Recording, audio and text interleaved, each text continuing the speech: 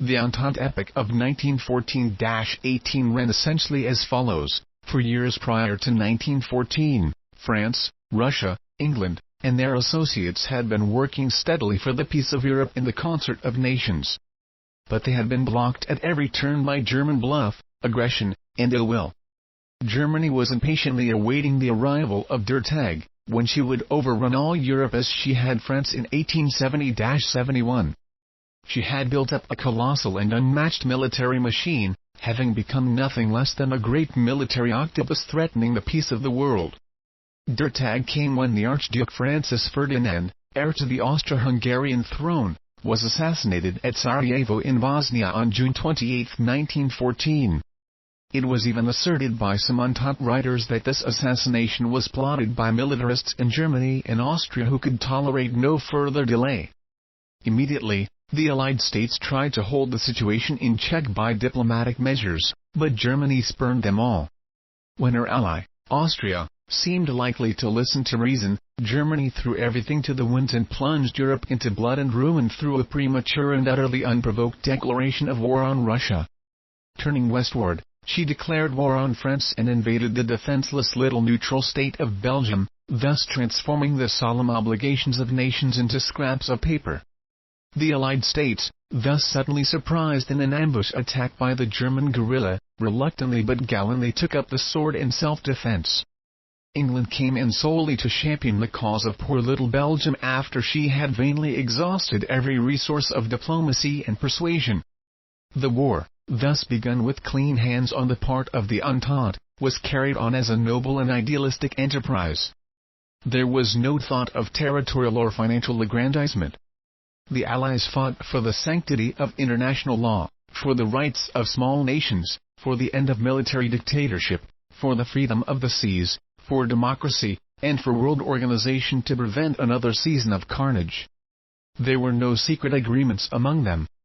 All was above board and exposed to the clear noonday light of truth and sincerity. Never before had so many states united to shed their blood in the cause of pure and limpid idealism. On the other hand, Germany continued her brutality after the fashion of her brazen acts in the summer of 1914. She reduced war to the lowest level of savagery, not only crucifying captured soldiers, but even brutally and wantonly assaulting, mutilating, and murdering non-combatants, many of them women and children. German submarines transferred the barbarism from land to the waters, turning their guns on the poor devils who were struggling to keep afloat. This pretty myth might have been believed for generations had not revolutionary overturns in Germany, Austria, and Russia permitted the publication of the secret documents in foreign offices, which told the real truth about 1914. They also exposed the facts about the Allied agreements after the war broke out, that is, the notorious secret treaties. The realities of 1914. We now have the actual facts about 1914. They demolished the Entente picture, though nobody of sense regards Germany as a helpless lamb in the midst of a pack of howling wolves. In the decade before the war, Germany had made vigorous efforts to arrive at an understanding with Russia, France, and England, but had failed. This was partially because of France's determination to recover Alsace-Lorraine, Britain's jealousy of German naval, mercantile, and colonial power, and Russia's desire for the straits leading out of the Black Sea. It was in part because of the maladroit diplomacy of Chancellor Bernhard von Bülow and his evil genius, Baron von Holstein. They bungled German relations with France and Britain. Between 1912 and 1914, Izvolsky, Russian ambassador in Paris, and President Raymond Poincaré of France carried through a diplomatic revolution which placed France and Russia in readiness for any favorable diplomatic crisis that would bring England in on their side and make possible the French recapture of Alsace-Lorraine and the Russian seizure of the Straits. This opportunity came after the assassination of the Austro-Hungarian Archduke in 1914. Germany accepted all the important diplomatic proposals of 1914 save one. For this she substituted one which even England admitted was far superior. She tried to hold Austria in check after July 27, but France and Russia refused to be conciliatory. In the very midst of promising diplomatic negotiations, Russia arbitrarily ordered a general mobilization on the German frontier. France had given her prior approval. Such a mobilization had long been recognized in the European capitals as tantamount to a declaration of war on Germany.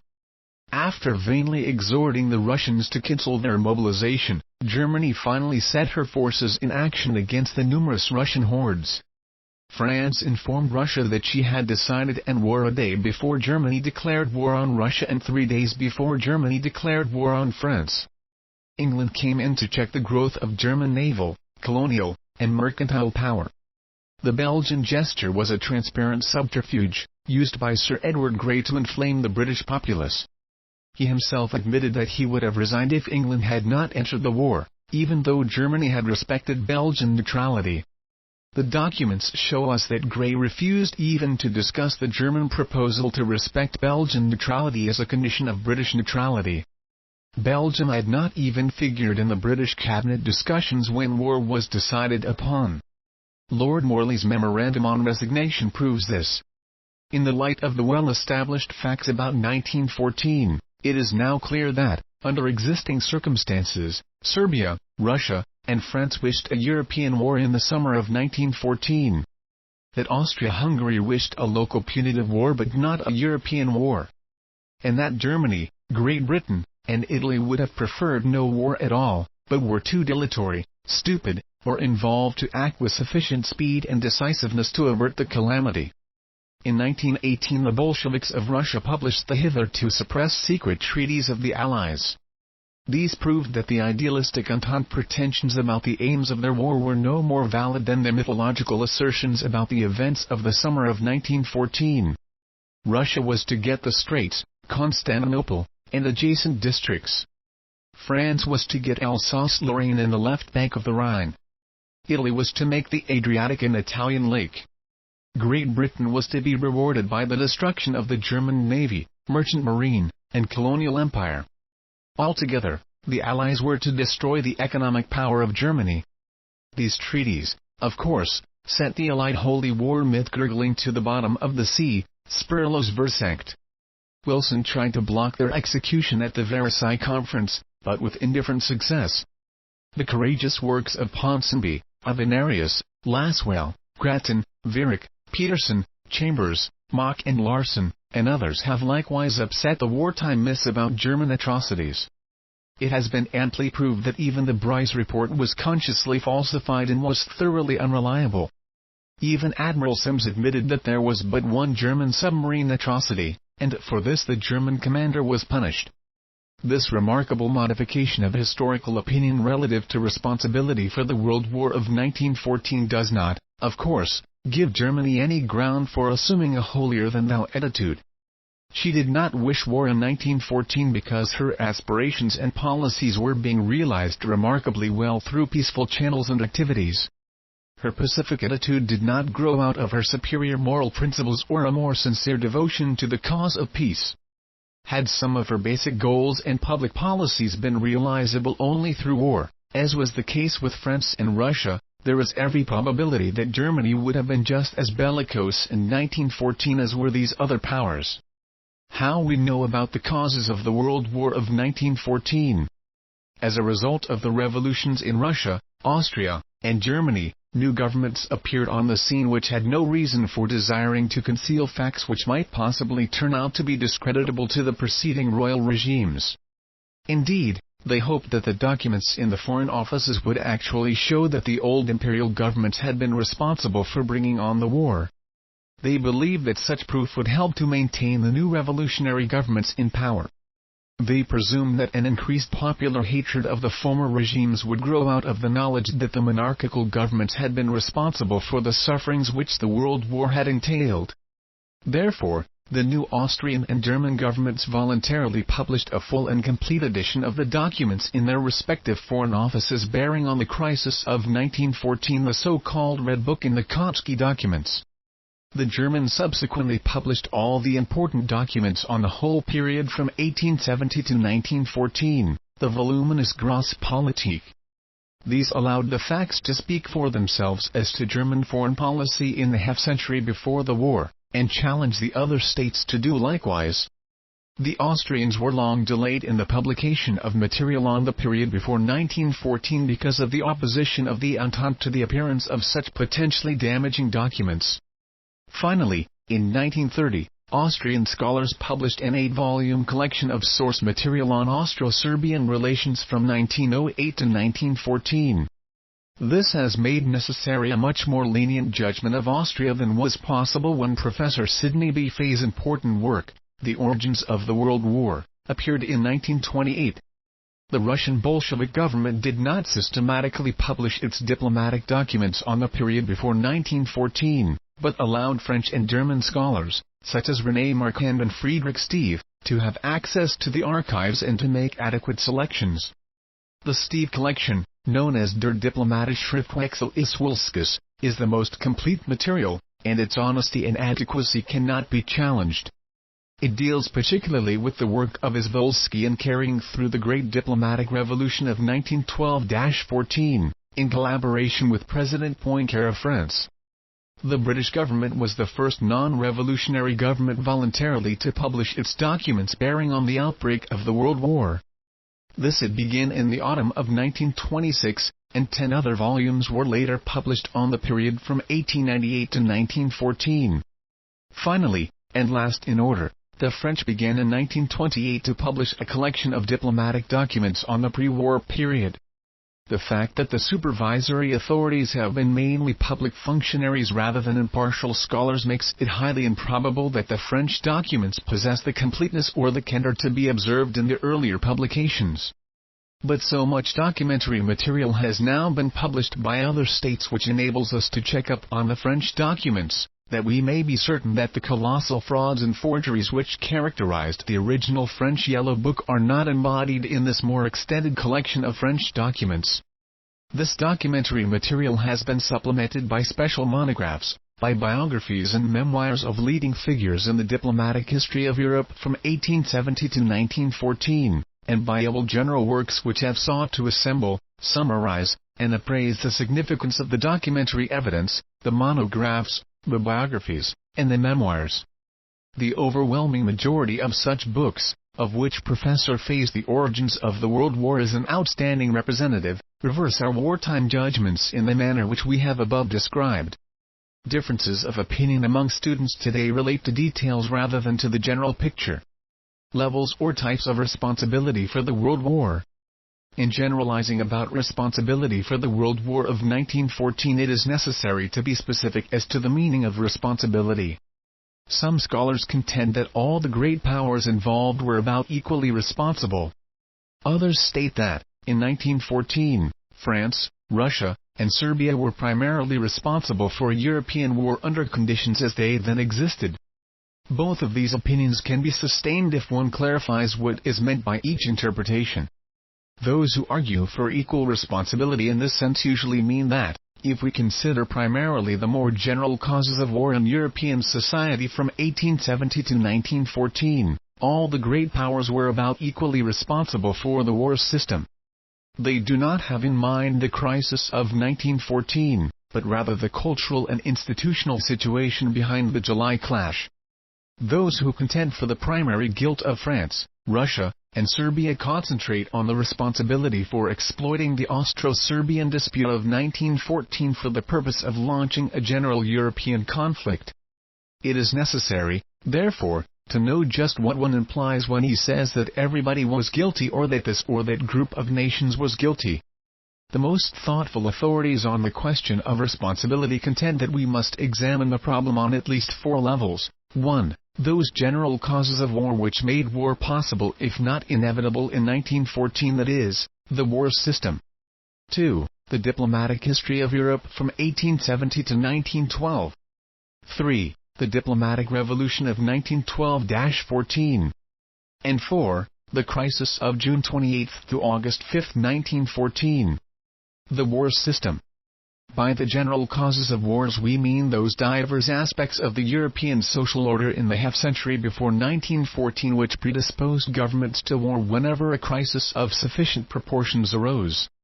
As representative factors making for war, one would naturally list such things as the cult of war, racial and national arrogance, the growth of great armaments, secret diplomacy, the competition for raw materials and markets, the system of differential and discriminatory tariffs, population pressure, the doctrine of absolute national sovereignty, the conception of national honor, opposition to international organization and arbitration, in short, the whole complex of factors that led to what G. Lowes Dickinson has so well described as the international anarchy that prevailed throughout Europe.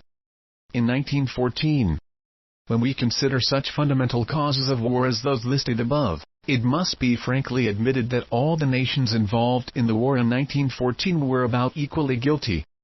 They were all a part of the system. If one had a larger army than his neighbor, the neighbor was likely to have a greater navy. If one was more patriotic, another was more strongly impelled by inexorable economic forces. If one pursued a more clever program of international duplicity through secret diplomacy, another disturbed the peace more by startling frankness in international behavior. Therefore, it can be held that, so far as general causes of war are concerned, no one European state or group of powers was uniquely at fault. During the war, the Entente asserted and reiterated that Germany was, beyond comparison, the chief representative of the war system in Europe. That, for example, it had a larger army than any other state, was more given to enthusiastic reading of the prophets of war, such as Nietzsche and Bernhardi, whose names were on the tongues of every German school child, and was dominated in its foreign policy by the bellicose and arrogant Pan-German League, which advocated German domination throughout the world. Let us examine the facts involved in this Entente indictment of Germany. A leading French authority on military organization, General Ealbiot, has shown that on July 1, 1914, before a soldier had been called to the colors because of the crisis of that year, the active French army numbered 910,000 with 1,250,000 reservists, while the active German army at this time numbered 870,000 with 1,180,000 reservists. The Russian army lacked little of being twice as large as the German. The British Navy was about twice as large as the German, while the combined British, Russian, and French navies made the Austro-German naval combination appear almost insignificant. Of course, numbers do not mean efficiency, but they are surely the test of the existence and degree of armament, and the Entente contention was that Germany far surpassed any other nation in the world in 1914 in the extent of its armaments. The fact that the Germans proved the most efficient soldiers once war broke out does not alter the case in any degree. The French army was, in general, as well prepared for war as the German, and the Russian army was well prepared for the short war that it had expected. Likewise, the assertion that Nietzsche and Bernhardi were worshipped by the German people receives no support from the facts. In the first place, the patriotic and militaristic writing in Germany could easily be matched by cogent examples of jingoism in the other European states. For example, in the writings of Bars and Déroulède in France, of Kipling, Lee, Cram, and Max in England, of D'Annunzio in Italy, and of the Panslavyists in Russia. In the second place, Nietzsche was in no sense an exponent of the Prussian military system. He hated the Prussian military oligarchy, and, as Professor Charles Andler, the foremost French authority on Nietzsche, has shown, he was by no means an indiscriminate eulogist of the war cult. As Andler says, it is a mistake to continue to picture Nietzsche as the apologist of Saint Devastation. Yet, even if we consider the worst things said about Nietzsche by the Entente propagandists during the World War, it cannot be shown that he had any appreciable influence upon either the German masses or the German officialdom before 1914. He was vigorously anti-Christian in this philosophy, and, hence was anathema to the majority of the Germans, especially the Prussian bureaucrats and militarists, who were loyal and pious Protestants. No one could have been more repugnant to them than was the prophet of the Antichrist. Nor was Bernhardi any more widely followed. He was not read by the masses, and the present writer once ascertained that not a single official in the German Foreign Office in 1914 had ever read his book on Germany and the next war portrayed by Entente writers as their veritable Bible. During the war, Americans were frequently warned by André Charadame and other propagandists as to the dangerous nature of the pan-German plot to annex the world. We were told that the German people and government were willingly in the grip of the Pan-German League and were eager abettors of its aggressive plans. The nature, activities, and influences of the Pan-German League were made the subject of a learned study by Dr. Mildred Wertheimer, who showed that it was made up of a small group of noisy jingoes, who had little influence on the German government. The latter regarded the organization as a nuisance and an embarrassing handicap to German diplomacy. It could be matched by similar groups in any leading country in Europe, and had about as much influence on the Kaiser and Chancellor von Bethmann-Hollweg as the National Security League or the Preparedness Societies had on President Wilson and Secretary of State Bryant in 1915. It may be true that the German people accepted the military yoke somewhat more willingly than certain other European populations, but in 1914 the civil government in Germany retained control of affairs to the last and resolutely held out against war until all hope for peace was destroyed by the Russian general mobilization. We may therefore conclude with complete assurance that with respect to the general causes of war, the guilt from 1870 to 1924 was divided. In fact, about equally distributed. In holding Germany, along with England and Italy, relatively less responsible for war in 1914, we do not in any sense attempt to find these states innocent of an equal share in producing the system of international anarchy which made war probable whenever Europe faced a major diplomatic crisis. At the same time, it can no longer be asserted with any show of proof that Germany was uniquely black in its general pre-war record. Highlights of European diplomacy from 1870 to 1912. Some may express surprise that diplomatic history since 1870 is here divided into two sections, 1. 1870 to 1912, and 2. 1912 to 1914. Why should we not treat it as a single unit from 1870 to 1914? The answer is that down to 1912 the European system of alliances and European diplomacy were, at least ostensibly, devoted to the preservation of the balance of power and the maintenance of peace. Between 1912 and 1914, however, Russia and France, through their agents Volsky and Poincare, abandoned this order of things and laid plans to exploit an appropriate European crisis in such a manner as either to humiliate the Central Powers or to enter upon a war that would bring to Russia the Straits Dardanelles and Bosporus in a warm water port on the Black Sea, and to France the lost provinces of Alsace and Lorraine. They also endeavored, with much success, to get England so deeply involved in their Franco-Russian alliance that it would be almost bound to come in on their side in the event of a European war. Therefore, we have to draw a dividing line on European diplomacy at 1912, while fully realizing that the break was not sharp and that the policy which Volsky brought to fruition in 1914 was begun by him as early as 1908. In the diplomatic history from 1870 to 1912 the developments and episodes of greatest moment were, 1. The genesis of the two great alliances, the Triple Alliance and the Triple Entente. 2. The French desire to recover Alsace-Lorraine. 3. Russia's desire to obtain the straits leading out of the Black Sea. 4. The diplomatic clashes between France, Germany, and Britain over Morocco. 5. The superficial and somewhat hypocritical effort of the nations to secure disarmament and arbitration at the Hague Conferences of 1890 and 1907. And 6. The development of Anglo-German naval rivalry, especially after 1908. The Triple Alliance was arranged by Bismarck between 1878 and 1882, and brought Germany, Austria, and Italy together in a defensive pact designed primarily to frustrate a French war of revenge. Bismarck also secured benevolent relations with Russia through a reinsurance treaty made in 1884 and renewed in 1887. After Bismarck's retirement in 1890 the Kaiser abandoned the Russian link and turned to England as the most promising country outside the Triple Alliance to cultivate. The French were on the alert and quickly picked up Russia. They had successfully negotiated a defensive military alliance with the Tsardom by 1893. When England and Germany failed to draw together between 1898 and 1903, because of the inadequacy and insincerity of the British offers and the opposition of the misanthropic Baron von Holstein, the French made a bid for British friendship. By 1904 they had succeeded in forming an Anglo-French agreement. Indeed, they even created a Triple Entente in 1907 through promoting an understanding between England and Russia over the Near East. And they successfully tested British support in the Second Morocco Crisis of 1911, when England actually took a more bellicose stand than either France or Germany.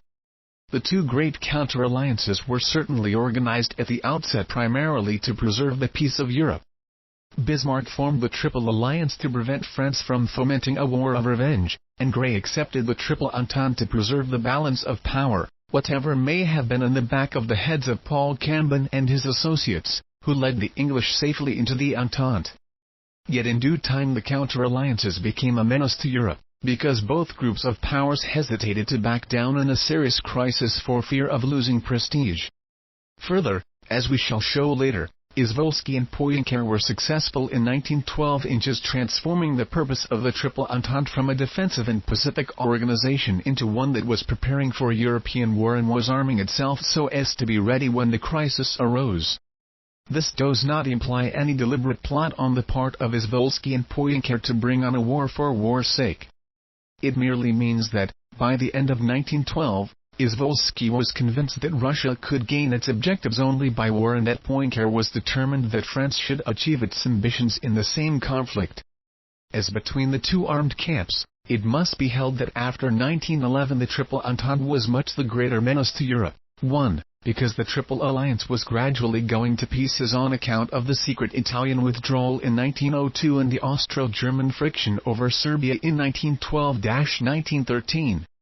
And 2. Because from 1912 to 1914 the Triple Entente was being transformed into a firm and potentially bellicose association. At the close of the Franco-Prussian War of 1870 the Germans had annexed the two former German provinces of Alsace and Lorraine, which had been taken from Germany and added to France by Louis XIV and other French monarchs. It proved an unwise move for Germany, for the French never ceased to hope for their recovery. France could not fairly hold Prussia responsible for the War of 1870, for even the revancher that is, an apostle of a war to avenge the defeat of 1870–71, Clemenceau admitted that in 1870 Napoleon III, in a moment of folly, declared war on Germany without having even the excuse of being in a state of military preparedness. No true Frenchman has ever hesitated to admit that the wrongs of that day were committed by our side. But the German annexations at the close of the war in 1871, whether justified or not, aroused a French aspiration for a war of revenge and laid a basis for the diplomatic maneuvers that ultimately led Europe to war in 1914. As Dr. J. Southworth well stated it, the Alsace-Lorraine annexation by Prussia, in 1871, was the principal factor in the counter-alliances, ententes, and antagonisms which perturbed continental Europe for 43 years. Not France only, but all Europe, kept in mind, between 1871 and 1914, with varying intensity, the prospect, one might say the assumed certainty, of the recurrence of the Franco-Prussian War. Since the reign of Peter the Great, Russia had desired a good warm water port to assure free and unimpeded passage for its commercial products and its war vessels. It had attempted to secure access through the Dardanelles and Bosporus in the Crimean War and in the Russo-Turkish War of 1877–78, but was blocked by Great Britain and other European powers. Russia next turned to the Far East and sought a warm water port on the Pacific after the building of the Trans-Siberian Railroad. It secured this in Port Arthur, but was soon driven out of this commercial and naval base as a result of its defeat in the Russo-Japanese War. An attempt to get a port on the Persian Gulf also failed. Russia then returned to the Near East, to the Black Sea Straits, which were now all the more desirable, as Russia had in 1907 come to terms with its old rival, Great Britain, which controlled the outlet from the Mediterranean to the Atlantic Straits of Gibraltar. In order to get the straits, the Russian Foreign Minister, Alexander Petrovich Izvolsky, first tried diplomacy.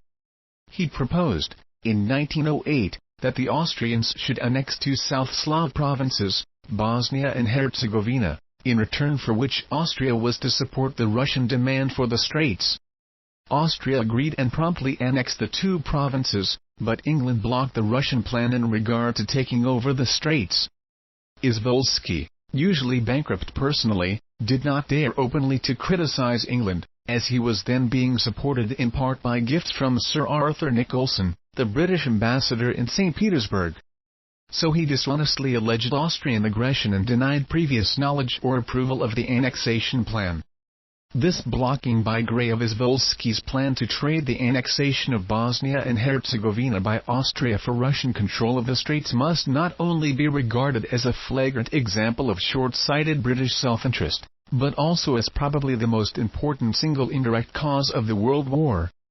Izvolsky next turned to Turkey, and in the fall of 1911 Russia offered Turkey a defensive alliance if it would open the Straits to Russian war vessels.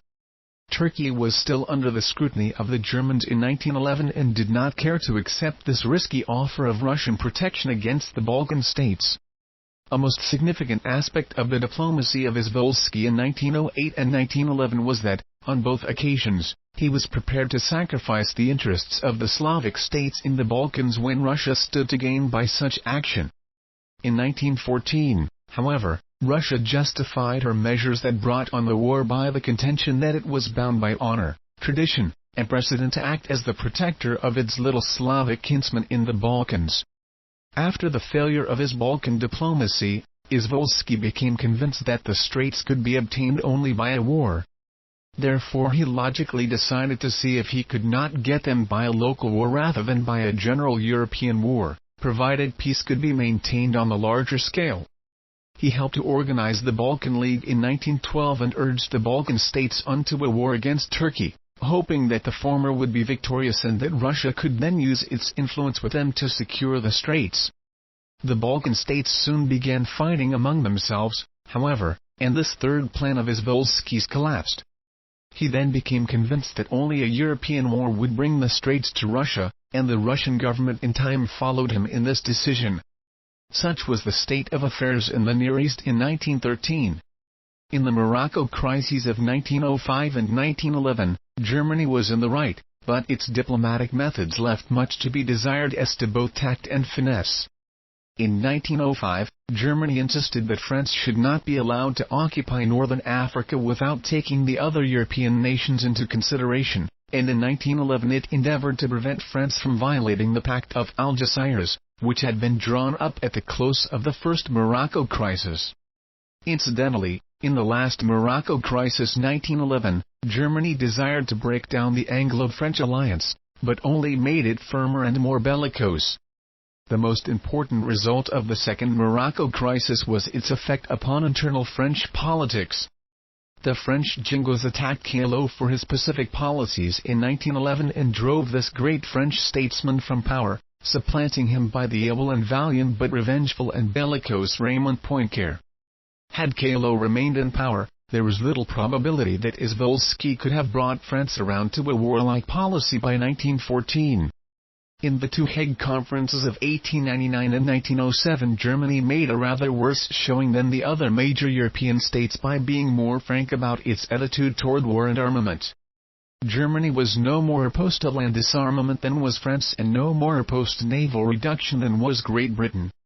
But it did not conceal its attitudes on these subjects from the public as carefully as did France and Great Britain, and made a less hypocritical show of pacific intentions.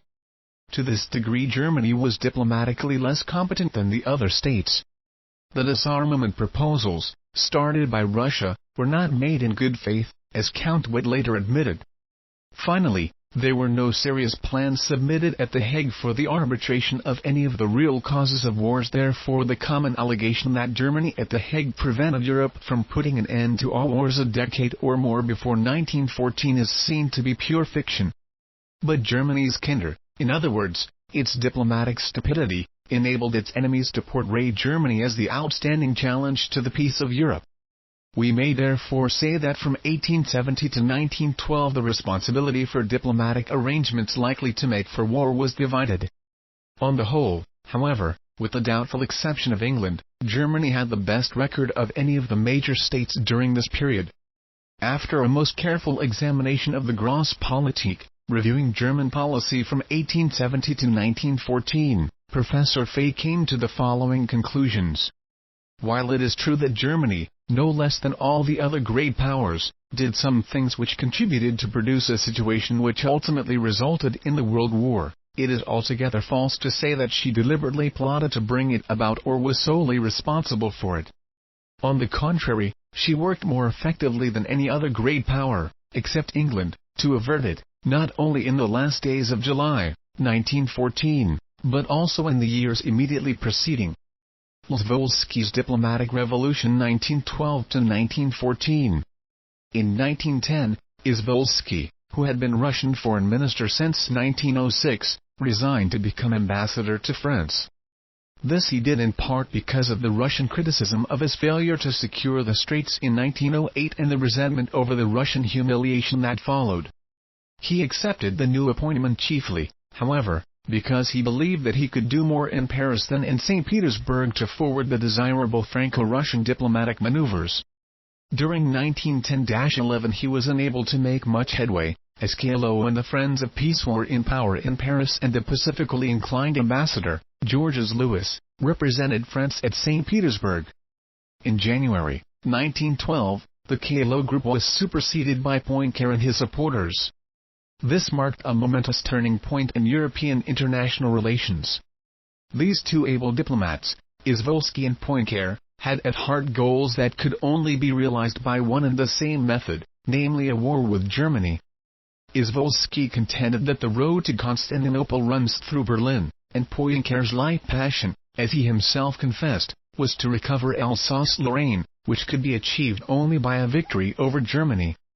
Poincaré once asserted in an address to university students, "In my years at school, my thoughts, made somber by the defeat, were always crossing the frontier that the Treaty of Frankfurt had imposed upon us, and when I descended from my metaphysical clouds I could discover no other reason why my generation should go on living except for the hope of recovering our lost provinces."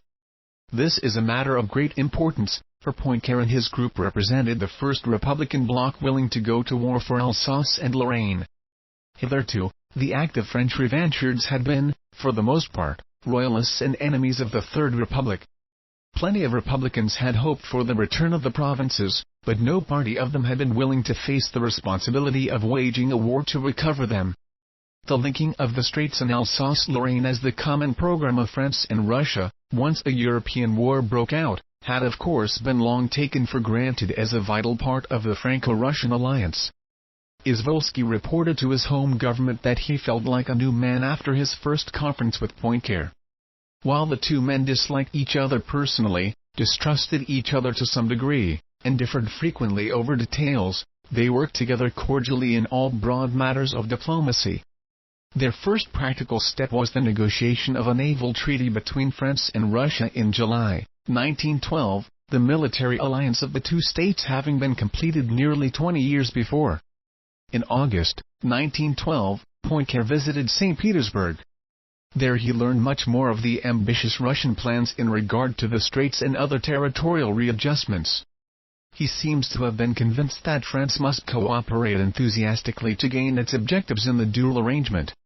It was made perfectly clear to Poincaré that France had little prospect of obtaining Alsace-Lorraine unless it was done at the same time that Russia made war to obtain the Straits. On November 17, 1912, Poincaré informed Volsky that if a crisis broke out in the Balkans and brought Russia into war against Austria, and if Germany followed to protect Austria, then France would most certainly aid Russia and fulfill all the terms of the Franco-Russian alliance. From then onward it was chiefly a matter of getting ready for the crisis when the latter arrived. November 1912 was second in importance only to July 1914, in witnessing events that helped on the World War.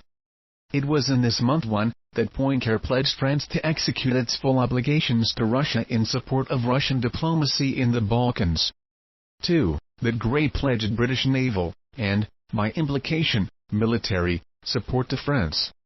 And 3. That Russia drew up its secret military protocol in which it was stated that when the war crisis came, diplomatic negotiations were to be employed mainly to screen military preparations leading to war. The Russian army had made a poor showing against the Japanese in 1905. Though something had since been done to improve the Russian military situation, the French believed that much further preparation was essential. Hence, the French made large loans to the Russians, on condition that they should be spent under French supervision, chiefly for munitions and strategic railroads to the German frontier. The Russians also greatly increased the size of their army, and the French reciprocated by enacting the 3-Year Service Act, thus notably adding to the active French army. In 1911-12, Izvolsky had found French opinion generally opposed to having France enter a European war over the Balkans. Something had to be done about this if the French public was to be made to support the diplomatic plans of Poincaré and Izvolsky. Some of the French money lent to Russia was, therefore, sent back to be used by Izvolsky in bribing the leading French papers to publish incendiary articles against Austria and Germany and to make it appear that it was to the interest of France to block the alleged Austro-German intrigues in the Balkans. Many of the leading French papers were on the payroll of Izvolsky. The list included the Temps, the leading Paris paper, as well as the organs of Miller and Clemenceau. Hundreds of thousands of francs were dispensed in this way, Izvolsky ultimately putting the papers on a monthly payment basis and withdrawing his subvention if they failed to be useful to him. He wrote home to his government frequently, telling them of the success of his campaign and asking for further fines. After the press campaign had been operating for some time, so Izvolsky wrote, the French were impatient because the Russians were so complacent about Austria's threats against Serbia. Izvolsky even imported Russian gold to assist in the election of Poincaré to the French presidency early in 1913. A French prime minister can be easily overthrown, but a president holds office for 7 years, and a forceful man like Poincaré, by approving weak foreign ministers, could direct French foreign policy about as easily in the president's office as in the much more precarious position of prime minister. In fact, Poincaré told Izvolsky after his election to the presidency that he proposed to be his own foreign minister, and this he was right down through the outbreak of the World War. In order to keep their plans moving smoothly, it was desirable for Poincaré and Izvolsky to have a sympathetic French ambassador in St. Petersburg. M. Georges Louis, who held the office in 1912, was a member of the old Callot regime and was opposed to the bellicose schemes of Poincaré and Izvolsky. Therefore, he was removed and replaced by M. Théophile Delcasse, second only to Poincaré as an apostle of the war of revenge among the Republicans of France. Poincaré cleverly arranged it so that the Russians seemingly requested M. Louis's recall. With Delcasse and his successor, M. Paléologue, as the French ambassadors in St. Petersburg, there was no longer any danger of opposition to the policies of Poincaré and Izvolsky from this quarter. It was also necessary to convince Sergei Sazonov, the Russian foreign minister, of the necessity of a European war to obtain the Straits. This was done 1. By a ceaseless bombardment of letters written by Izvolsky from Paris. 2. By Sazonov's consciousness that the Balkan Wars had proved futile as a means of obtaining the Straits for Russia. And 3. By Sazonov's resentment when, in 1913, a German general, Lyman von Sanders, was sent to Constantinople to train the Turkish army. Hence, on December 8, 1913, Sazonov sent a famous memorandum to the Tsar stating that Russia could not tolerate any other nation in control of the Straits, that Russia must have the Straits, and that Russia could obtain the Straits only by a European war. On December 31, 1913, and February 8, 1914, the Russians held long and secret ministerial councils at which they carefully laid out the strategy to be followed when this war came. The Tsar approved the minutes of these councils in March 1914. Incidentally, Sazonov mentioned the fact that English aid must be assured if France and Russia were to hope to crush Germany, though he thought that they could probably defeat Germany and Austria even if England did not intervene on the side of France and Russia. This brings us to the final scene in the dramatic revolution of European diplomacy from 1912 to 1914, namely, getting England so involved in the Franco-Russian net that it scarcely hesitated in the crisis of 1914. In the Morocco crisis of 1911, through the Mansion House speech of Lloyd George, the British government had lined up decisively with France against Germany and had done all it could to inspire in the British press an anti-German tone. But both Callot and the German leaders were inclined toward peace, and war was averted. In September 1912, Sazonov visited London in behalf of an Anglo-Russian naval alliance. While he was not immediately successful in this, he received from the British hearty assurance of naval cooperation against Germany in the event of war and was told of a secret engagement to help France if war broke out. In late November 1912, Poincare induced Sir Edward Grey to agree to an arrangement whereby the French fleet could be concentrated in the Mediterranean Sea while the British fleet could be relied upon to protect the French Channel ports. In 1912, also, Poincare was able to help frustrate the possible Anglo-German agreement growing out of Lord Haldane's visit to Germany. In April 1914, the British King and Grey went to Paris, and there Grey, with Wolski and Poincare, laid the basis for an Anglo-Russian naval alliance that was moving towards completion in June 1914. The fact that, nevertheless, England and Germany seemed to be coming to an agreement over Portuguese colonies in Africa, the Baghdad Railway project, and German armament alarmed the French and Russians early in 1914 and probably explains why they decided in July 1914 that the European war should be fought before England might slip away from the Triple Entente. France and Russia never felt absolutely certain of British support until August 1914, though the British documents show that the British Foreign Office never had any doubts about its obligations to the Entente in the crisis of 1914, and made its decision to come in on the side of France and Russia in July 1914, without reference to the Belgian question. As the eminent English publicist, E. D. Morel, once remarked, the French and Russians had thoroughly hooked the British by the close of 1912, even if Wolski and Poincare did not entirely realize that they had done so. While Northcliffe was bringing the Tory public and the British masses round to his bellicose point of view, the imperialistic and nationalistic propaganda was being successfully spread among the British Liberals by J. Alfred Spender, editor of the Westminster Gazette and chief upholder of imperialism and continental entanglements among the liberal newspapermen of England. Spender was probably a more dangerous influence than Northcliffe, for a Liberal government was in power in 1914 and the Liberals were not likely to be greatly influenced by the Tory press. In this way Wolski and Poincare transformed the character of European diplomacy in the 2 years prior to 1914 and were ready for whatever crisis arose. They did not originally expect that 1914 would be the year of the decisive crisis which would bring on the European war. They had anticipated that this would come at the death of Francis Joseph, which they believed would bring about a serious Austro-Balkan clash. When the Archduke Francis Ferdinand was assassinated in the summer of 1914, they appear to have concluded that the potential Anglo-German rapprochement was too dangerous to allow the test to be postponed. England was known not to make wars lightly, and there was little hope that France and Russia unaided could speedily crush Germany and Austria. In any event, it seems certain that they decided that if a diplomatic crisis arose through Austrian demands upon Serbia, it would be better to fight than for Russia, and with it the Triple Entente, to accept humiliation and the resulting loss of prestige. While the Triple Entente was thus being more firmly cemented and made aggressive in character, the Triple Alliance was disintegrating. Italy, placated over northern Africa, had made a secret agreement with France in 1902 to the effect that it would enter no war against France. Though the Germans counted on Italian aid in 1914, we know there was little chance of their obtaining such assistance. Then, from 1912 to 1914, there was considerable friction between Germany and Austria over Serbia. The Austrians felt that Serbia must be punished in order to stop Russo-Serbian intrigues in the Balkans. The Kaiser, however, under the influence of the pro-Serbian German minister in Belgrade, Baron J. A. von Griesinger, opposed any imminent Austrian aggression and twice prevented an Austrian offensive against Serbia. In the first half of the year 1914 many developments were taking place which were likely to make any crisis in that year pregnant with the probability of a European war.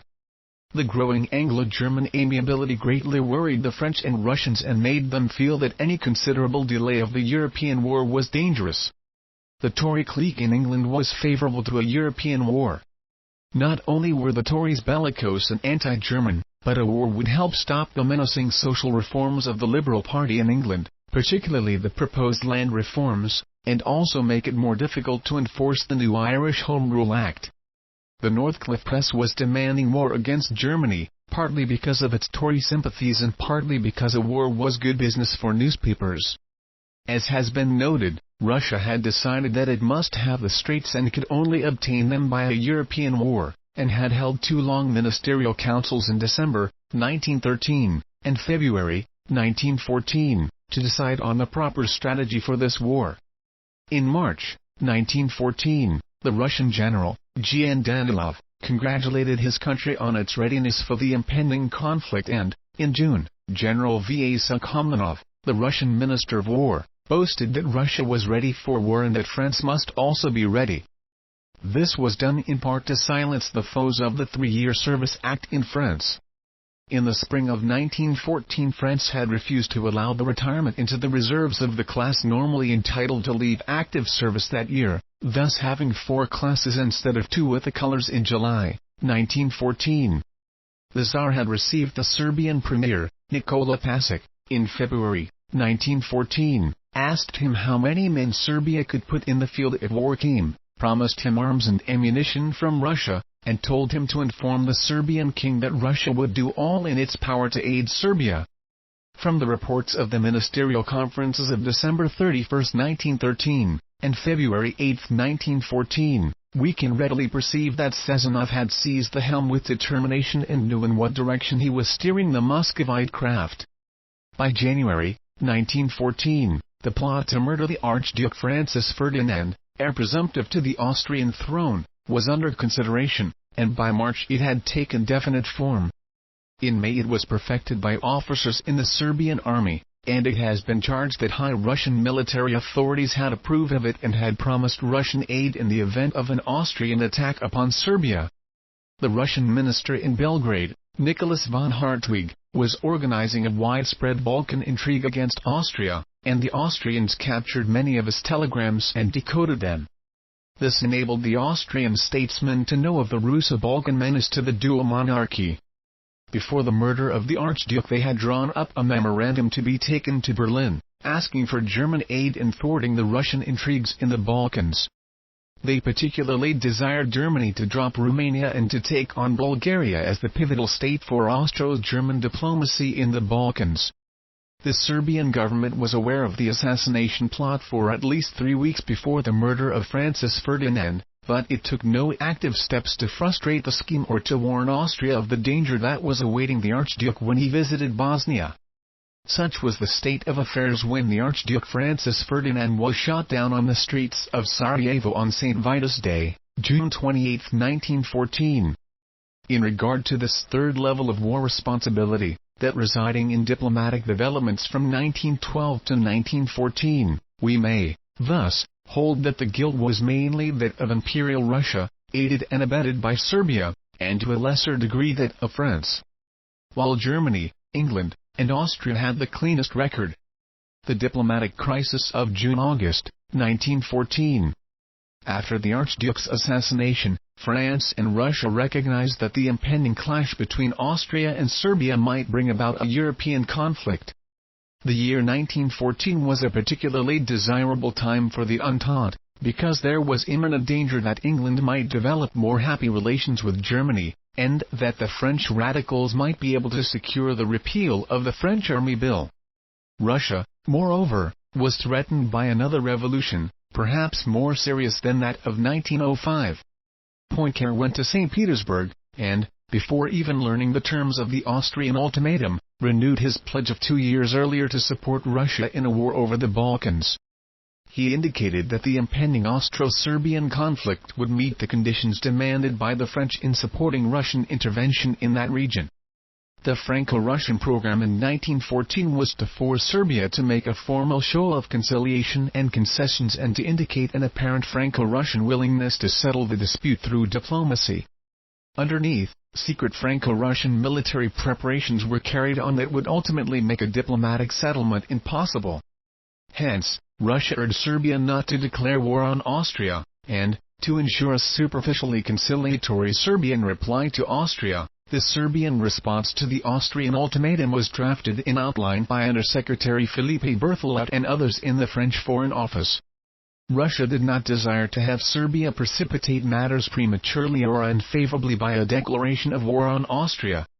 This would have affected European opinion, particularly English opinion, unfavorably and would also have brought about Austro-German military activity altogether too rapidly for Russia, whose mobilization over a vast area would necessarily be slow as compared to that of Austria and Germany.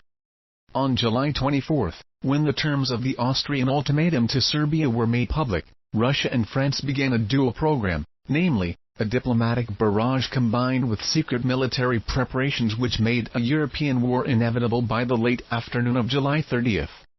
Russia sent a diplomatic message to Serbia counseling moderation, but at the same time prepared for the mobilization of the four great military districts of central and southern Russia, as well as of the Russian fleets.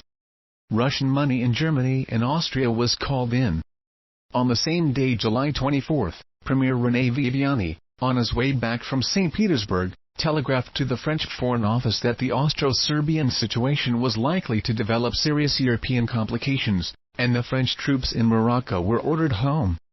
Both Russia and France began systematic military preparations for war on July 26. By July 29 the time had come when Russian military preparations had gone far enough to warrant a general mobilization, which would inevitably provoke war, and the Tsar was persuaded to consent to issue this fateful order. A conciliatory telegram from the Kaiser, urging peace, however, induced the Tsar to revoke it, but the next day Sazonov and close associates once more extracted from the Tsar his reluctant consent to the order for general mobilization. This time it was not revoked. The French and the Russians had understood for a generation that once Russian general mobilization was ordered there would be no way of preventing a general European war.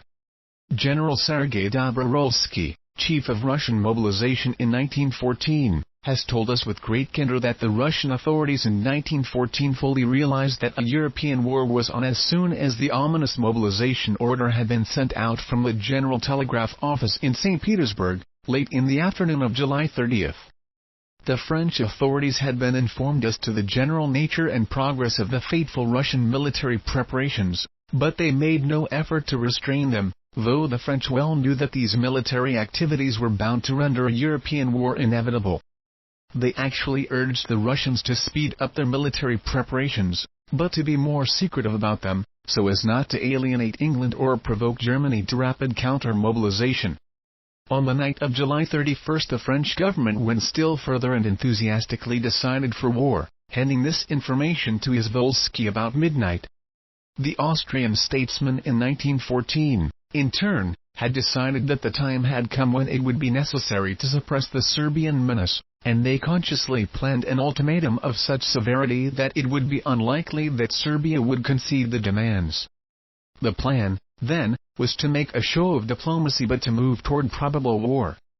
This program was much like that of France and Russia, save for the crucial fact that Austria desired to produce only a local punitive war, while the plans of France and Russia envisaged a general European conflict.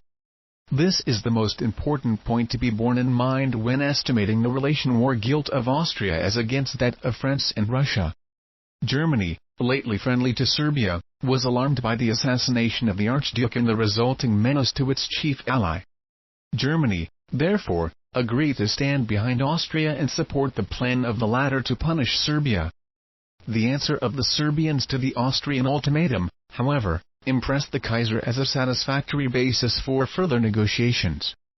On July 27, in cooperation with Sir Edward Grey, Germany began to urge upon Austria direct negotiations with Russia and the mediation of its dispute with Serbia. Austria refused to listen to this advice and declared war upon Serbia on July 28. Germany then became alarmed at the rumored Russian military preparations and vigorously pressed Austria for a diplomatic settlement of the dispute. Austria did not give way and consent to this until July 31, which was too late to avert a general European war because the Russian mobilization was then in full swing. Germany endeavored without success to secure the suspension of military activities by Russia, and then, after unexpected hesitation and deliberation, declared war upon Russia. The Russian general mobilization, undertaken with the full connivance of the French ambassador in St. Petersburg and approved by Paris before it was ordered, was decided upon at a time when diplomatic negotiations were moving rapidly towards a satisfactory settlement of the major problems in the crisis. Hence, the Russian general mobilization not only precipitated military hostilities. It was the main reason for the failure of diplomatic efforts in 1914. England was for peace but was determined to fight in case France was involved. France decided, from the beginning, to stand with Russia in working for war. Since England refused to attempt to restrain either France or Russia, England was inevitably drawn away from encouragement of the German efforts to find a diplomatic solution of the crisis and into support of the military action of France and Russia. England made the decision to enter the war in 1914 after Germany had proposed to keep out of Belgium and to refrain from attacking France if England would remain neutral. In fact, Germany even suggested that it might guarantee the integrity of France and the French colonies in the event of war if England would promise neutrality. The Belgian issue in England was a pure subterfuge, cleverly exploited by Grey to inflame British and world opinion against Germany and to secure British support of his war policy. Even if Grey had wished personally to listen to his major ambassadors and to take steps to check France and Russia, he would have found it difficult to do so because he was constantly inflamed by the passionate anti-Germanism of Sir Eyre Crowe, Under-Secretary of State for Foreign Affairs, who put the worst possible interpretation on every German move in the crisis and held Britain's course steadfastly towards war. In estimating the order of guilt of the various countries, we may safely say that the direct and immediate responsibility for the World War falls upon Serbia, France, and Russia, with the guilt about equally distributed. Next in order, far below France and Russia, would come Austria, though it never desired a general European war.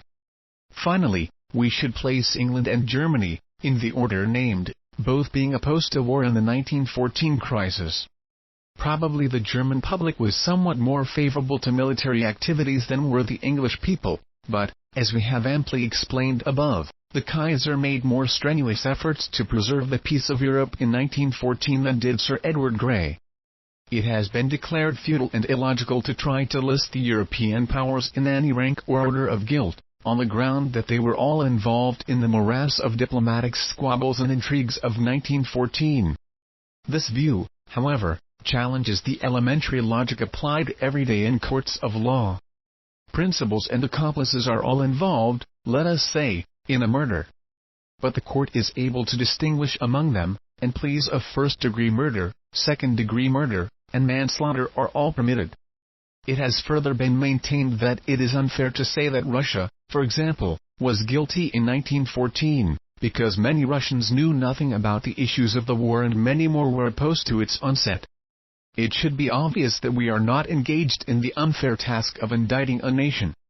We refer only to those statesmen who were responsible in 1914 for the public policy of their respective states and compelled each country to act as a unit. Some writers whose accounts of pre-war diplomacy do not differ materially from that presented in this chapter have, nevertheless, maintained that no important responsible statesman in 1914 wanted war for war's sake alone or wanted war in the abstract. We might go even further and concede that nobody in 1914 wanted war if he could get what he wanted without war. Probably Izvolsky can be charged with more responsibility for the World War than any other single person. Yet we have already made clear that even he accepted war only as a last resort in this campaign to get the Straits. He tried diplomacy twice, in 1908 and in 1911, and then he quite humanely and discreetly had recourse to a little war, the Balkan Wars of 1912-13. Only when all these efforts failed did he reconcile himself to working for a European war to obtain the Straits. It is probable that only a handful of half-wits, neurotics, ultra-militarists, and the like wanted war in 1914 and his preference to securing national ambitions by pacific means. The question that we have to settle, however, is not who wanted or did not want war under conditions quite different from those which existed in Europe in 1914. This is both an insoluble and an irrelevant problem. What we have to deal with is the issue of what responsible statesmen wished war under the precise conditions that developed after June 30, 1914. To this a decisive answer can be given today, if such an answer can be given to any historical question since the dawn of written history. Certainly Izvolsky, Sazonov, and the Grand Duke Nicholas, among the Russians. Poincare, Viviani, and Berthelot, among the French. And Pasek and the majority of the Serbian cabinet these thought a European war preferable to permitting Austria to proceed with its punishment of Serbia. The majority of the Austro-Hungarian cabinet believed a war involving France, Russia, Germany, and Austria to be better than refraining from the invasion of Serbia, but they did not think it worth risking a war in which England would fight on the side of France and Russia. The majority of the responsible statesmen of England and Germany would have preferred peace to war in 1914, but England accepted war rather than attempt to restrain its allies, and Germany was unable to dissuade its ally from the Austro-Serbian conflict in time to save the peace of Europe. It is doubtful if any new facts or different logic will ever upset this general line of reasoning. No sensible historian would contend that Germany's wish for European peace in 1914 was based upon any superior moral virtues of that nation. It is to be explained simply by the fact that Germany was gaining its ends, selfish ends if you wish, very well indeed by peaceful means, and its statesmen knew that war might place this German progress in grave jeopardy. The United States and the First World War. We may now consider the forces, factors, and personalities which brought the United States into the war. The United States could not have been more perfectly set up for neutrality than it was in July and August, 1914. President Woodrow Wilson was a lifelong and deeply conscientious pacifist. His convictions in this matter were not emotional or impressionistic, but had been based upon deep study and prolonged reflection. Moreover, he was married to a woman noted for pacific sentiments and firm convictions on such matters. She strongly backed up her husband in his pacific beliefs and policies. As Secretary of State, we had in William Jennings Bryan the world's outstanding pacifist. His pacifism was notably courageous. He was willing to stick by his guns even in the face of malicious criticism. Moreover, Wilson was almost uniquely well informed as to the essentials of the European situation before war broke out in the summer of 1914. He had sent his personal representative, Colonel Edward M. House, to Europe to study the international situation and to report to him upon it. Whatever his later mistakes, Colonel House sized up matters in Europe with almost perfect sagacity and understanding in May, 1914. He concluded his observations with a statement that, whenever England consents, France and Russia will close in on Germany. If one were to summarize, as briefly as this, the outcome of the years of scholarly study since 1918, with respect to responsibility for the World War, a more perfect estimate and verdict than Colonel House's phrase could not be rendered in the same number of words. Further, the Colonel pointed out that, whatever the Kaiser's emotional shortcomings, he wished for European peace. On the other hand, he stated candidly that George V of England was the most pugnacious monarch loose in these parts. When war broke out, President Wilson's statements were a model of neutral procedure. He issued a formally correct neutrality proclamation and went on to exhort his countrymen to be neutral in thought as well as in action. There is no doubt that he was completely neutral at heart in August, 1914. Less than 3 years later, however, in April, 1917, he went before Congress and told its members that God helping her, this country could do no other than make war on Germany. Moreover, he returned from the capital to the White House and made statements to his secretary, Joseph P. Tumulty, indicating that, at the time of his war message, he had so far changed his attitude that he could not believe he ever had been neutral. He cited with approval an article by the correspondent of the Manchester Guardian stating that Mr. Wilson had always been sympathetic with the Allies and had wished to throw this country into war on their side just as soon as circumstances would permit. We shall first briefly consider some of the reasons why Wilson altered his point of view, since no other set of circumstances could alone have forced us into the war, if Wilson had not been favorable to our entry by the spring of 1917. First and foremost, we must take into account the fact that Wilson's intellectual perspective was predominantly Anglo-Saxon. He had little knowledge of, or sympathy with, continental European culture and institutions. His great intellectual heroes were such English writers as John Milton, John Locke, Adam Smith and Walter Bagehot. He did his graduate work in the Johns Hopkins University seminar under Herbert Baxter Adams, where the Anglo-Saxon myth reigned supreme. Wilson was a persistent student and admirer of the English Constitution and frankly regarded the British system of government as superior to our own.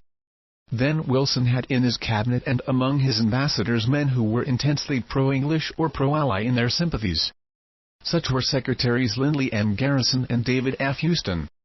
Walter Hines Page, our ambassador in London, was even more intensely pro-English than Wilson. Indeed, he frequently went to such excesses as to annoy the president.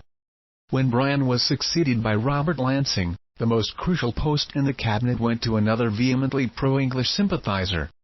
The biases of Page and Lansing made it difficult to pursue forthright diplomacy with Great Britain. Another major difficulty lay in the fact that President Wilson and Secretary Lansing did not formulate and execute a fair and consistent line of diplomatic procedure. They had one type of international law for England and the Allies, and quite another for Germany. They all but allowed Great Britain to run wild in the violation of international law and of our neutral rights, while they insisted on holding Germany to strict accountability. England started out in 1914 by making a scrap of paper out of the Declaration of London governing contraband in wartime. Next, we proceeded to allow her to make use of armed belligerent merchantmen as if they were peaceful commercial vessels.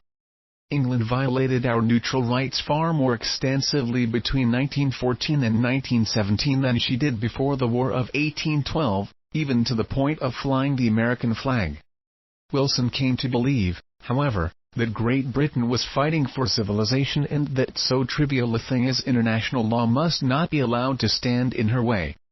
Wilson's Attorney General, Thomas W. Gregory, tells of the rebuke which the President administered to certain cabinet members when they protested over the flagrant British violation of our neutral rights. After patiently listening, Mr. Wilson said, in that quiet way of his, that the ordinary rules of conduct had no application to the situation. That the Allies were standing with their backs to the wall, fighting wild beasts.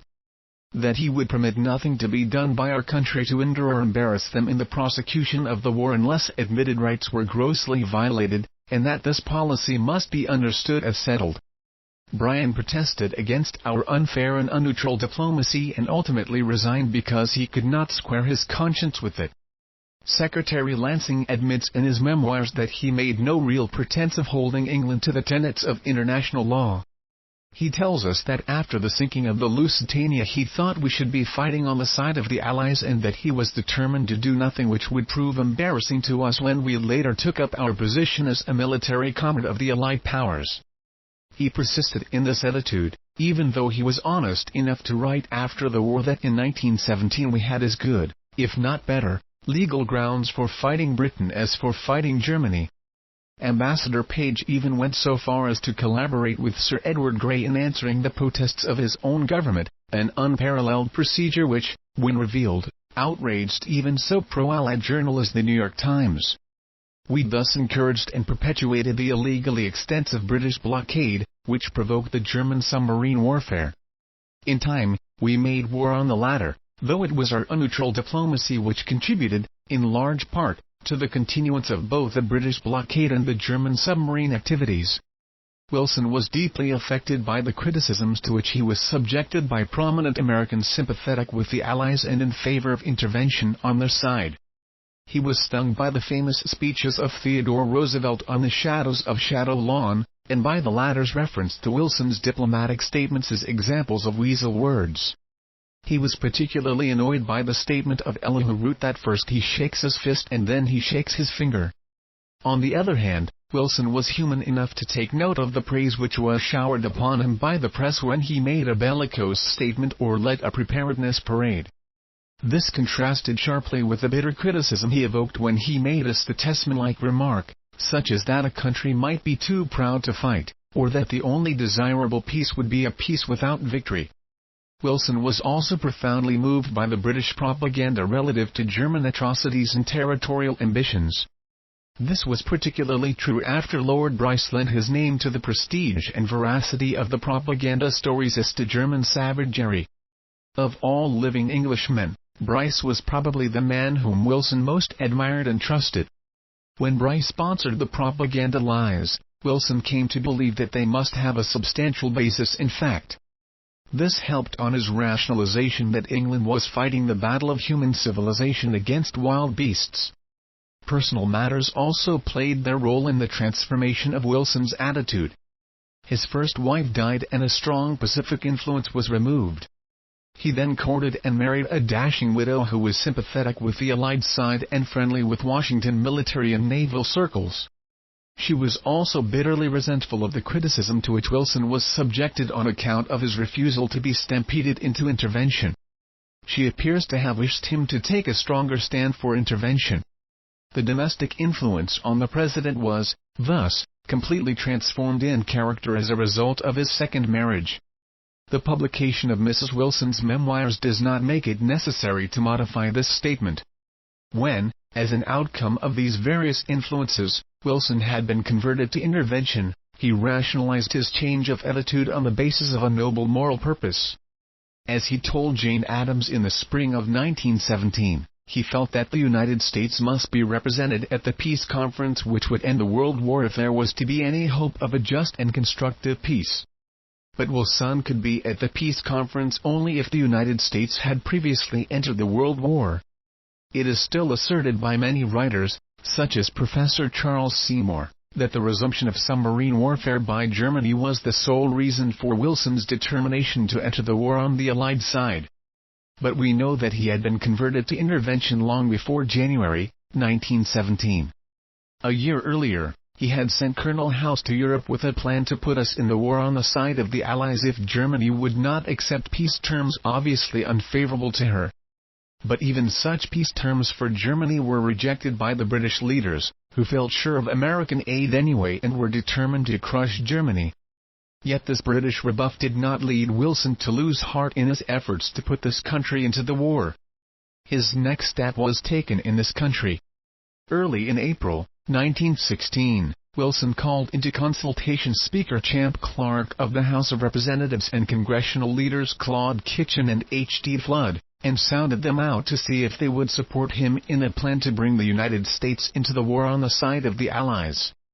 This was the famous Sunrise Conference described later by Gilson Gardner in McNaughton's Monthly of June, 1925. These men sharply refused to sanction any such policy, and Wilson allowed the campaign of 1916 to be fought out on the slogan, "He kept us out of war."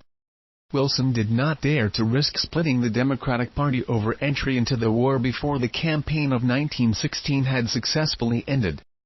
The existence of the Sunrise Conference has been fully verified by Professor A. M. Arnett in a scholarly book on Claude Kitchen.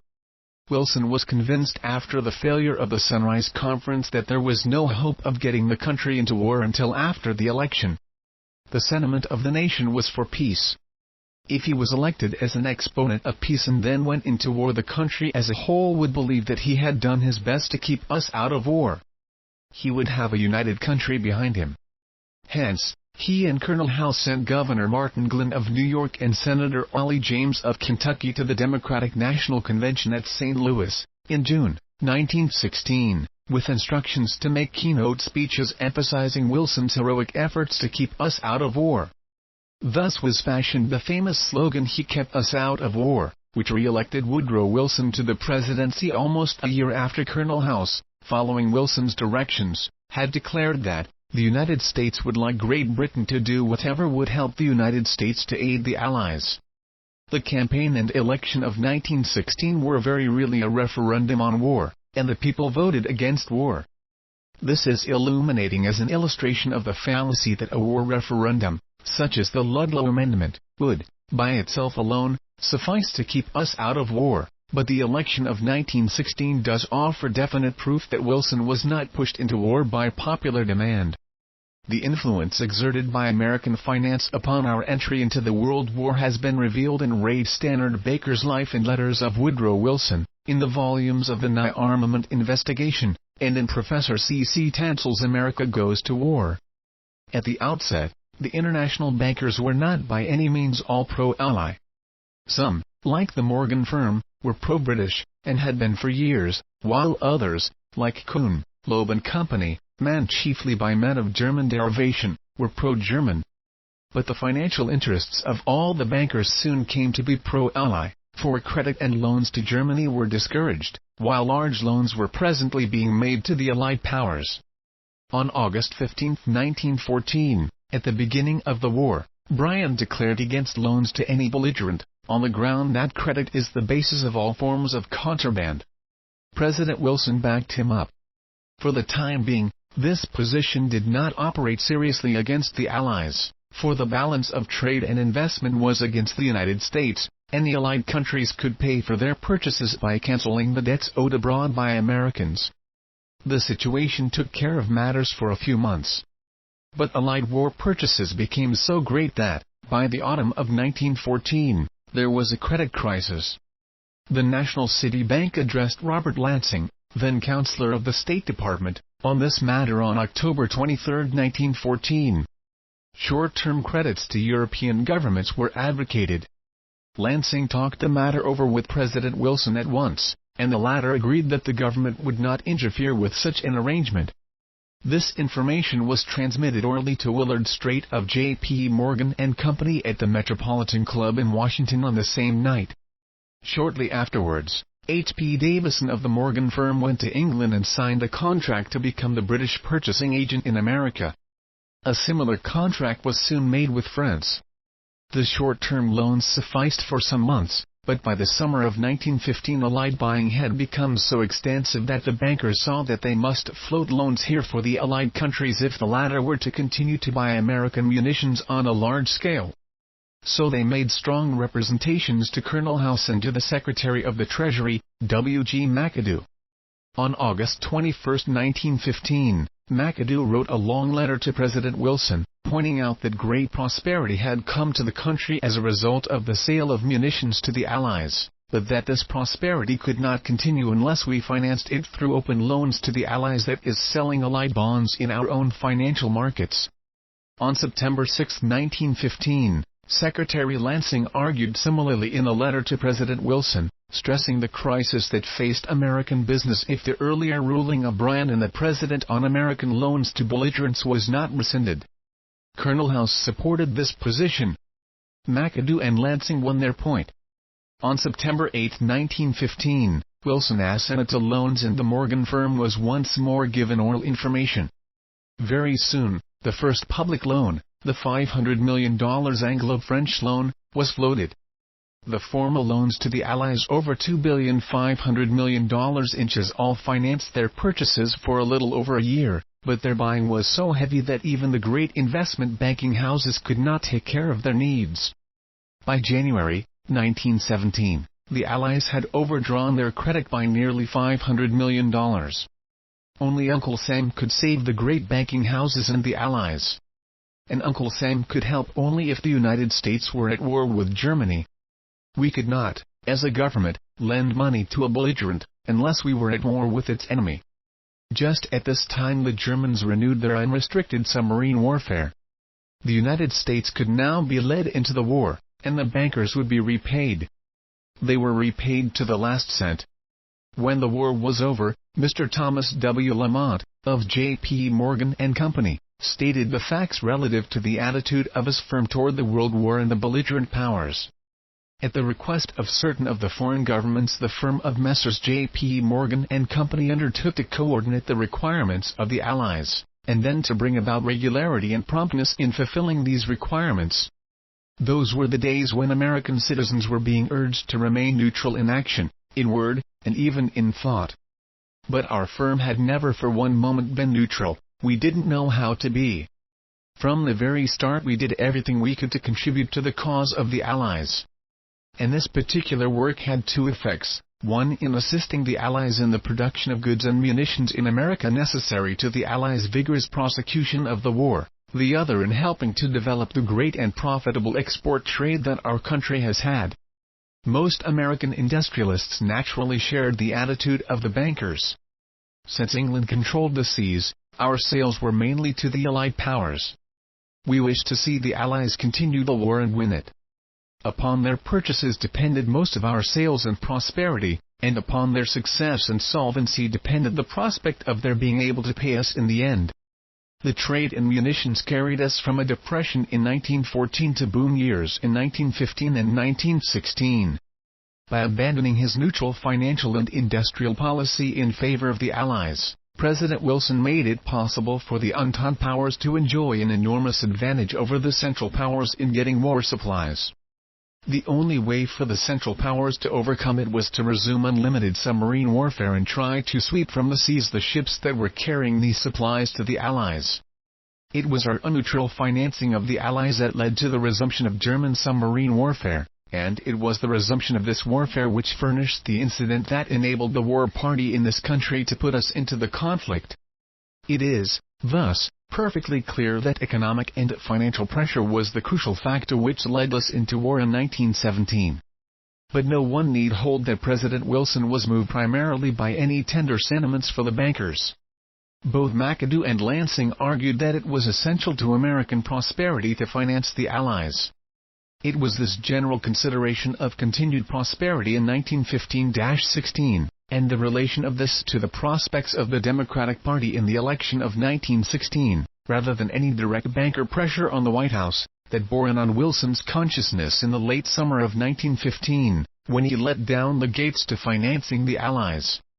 Yet, it is downright silly to contend that the bankers had no influence on Wilson's policy. If he did not listen to the bankers himself, he did listen very attentively to those who did heed banker pressure, namely, McAdoo, Lansing and House. The active campaign for American preparedness and intervention was engineered by leaders of the war cult in the United States, such men as Theodore Roosevelt, Leonard Wood, Henry Cabot Lodge, Gus Gardiner, and the like. They led in the preparedness movement, the Plattsburgh Camp episode, and other steps designed to stimulate the martial spirit in America. The newspapers warmly supported this movement because of the circulation appeal which preparedness material supplied. While there were notable exceptions, the majority of our newspapers were pro-Ally and pro-interventionist. Many of them were honestly sympathetic with the Allies. Others were deeply influenced by Allied propaganda. Some were heavily subsidized by the Allies.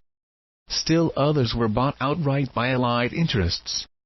Moreover, the Allies supplied all American newspapers with a vast amount of war news material always favorable to the Allied cause. The newspapers also had a natural affinity for the bankers and industrialists who were their chief advertising clients. Finally, the newspapers were not unaware of the enormous circulation gains and increased advertising revenue which would follow our entry into the World War.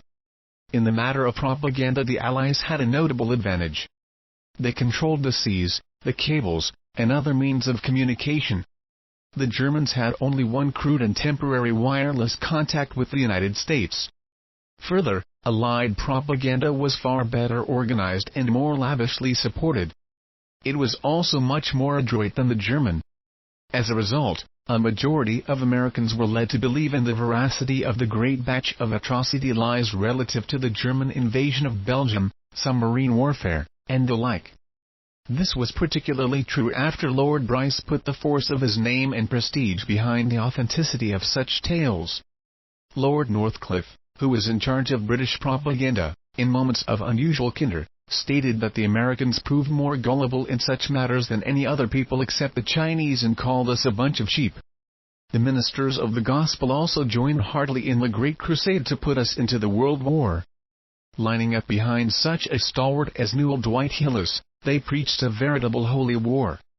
They represented the Allies as divinely anointed promoters of international decency and justice and the Central Powers as the servants of evil and the agents of savagery. The net result of all this was that we entered the World War in April, 1917.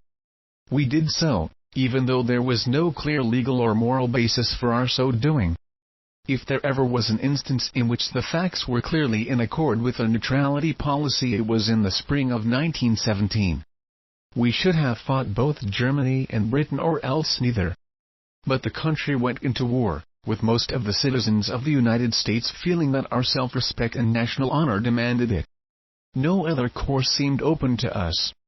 The great conflict, the old and the new warfare. The World War actually began July 28, 1914, when Austria-Hungary sent Serbia an official declaration of war, and continued for over 4 years, being terminated with the signing of the armistice by the Allies and Germany on November 11, 1918. On July 30, 1914, mobilization of the Russian army was ordered, and on August 1, upon Russia's refusal to demobilize, Germany declared war against Russia. Before the end of that month France, Belgium, England, Montenegro, and Japan had joined Russia in the conflict, and in October Turkey allied its forces with Germany. At the conclusion of 1914, the warring Central Powers included Germany, Austria-Hungary, and Turkey, and the Entente allies were Russia, France, England, Japan, Belgium, Serbia, and Montenegro.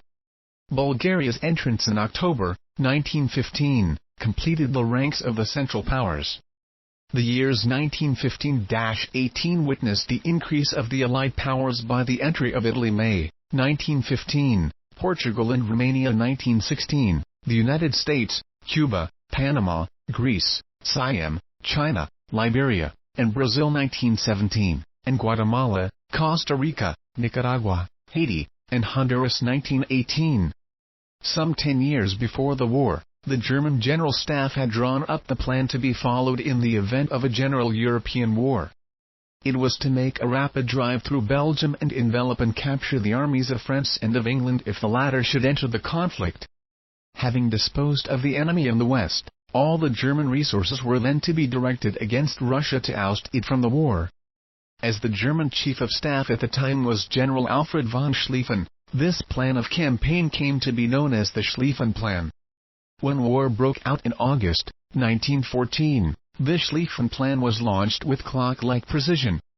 It worked perfectly, except for a bad blunder committed by General von Bülow in not attacking as ordered.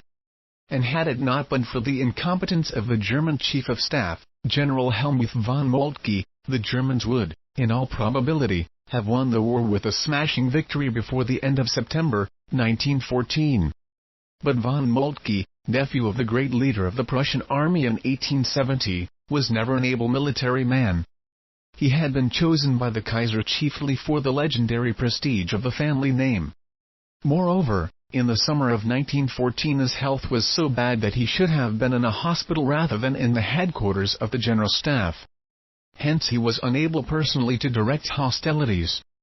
At the height of the great German advance, Moltke sent to the front with absolute authority an incompetent subordinate, Lieutenant Colonel Richard Hensch, who in his confusion ordered a retreat at the very moment when the Germans might have entered Paris and at the same time have driven the British army back in disorder. The French followed up this retreat by what is usually known as the First Battle of the Marne. This loss of the war through an utterly incompetent commander-in-chief is the major responsibility that the Kaiser must bear for the German defeat in 1914-18. Von Moltke's successor, the bootlicking General Erich von Falkenhayn, was only a slight improvement.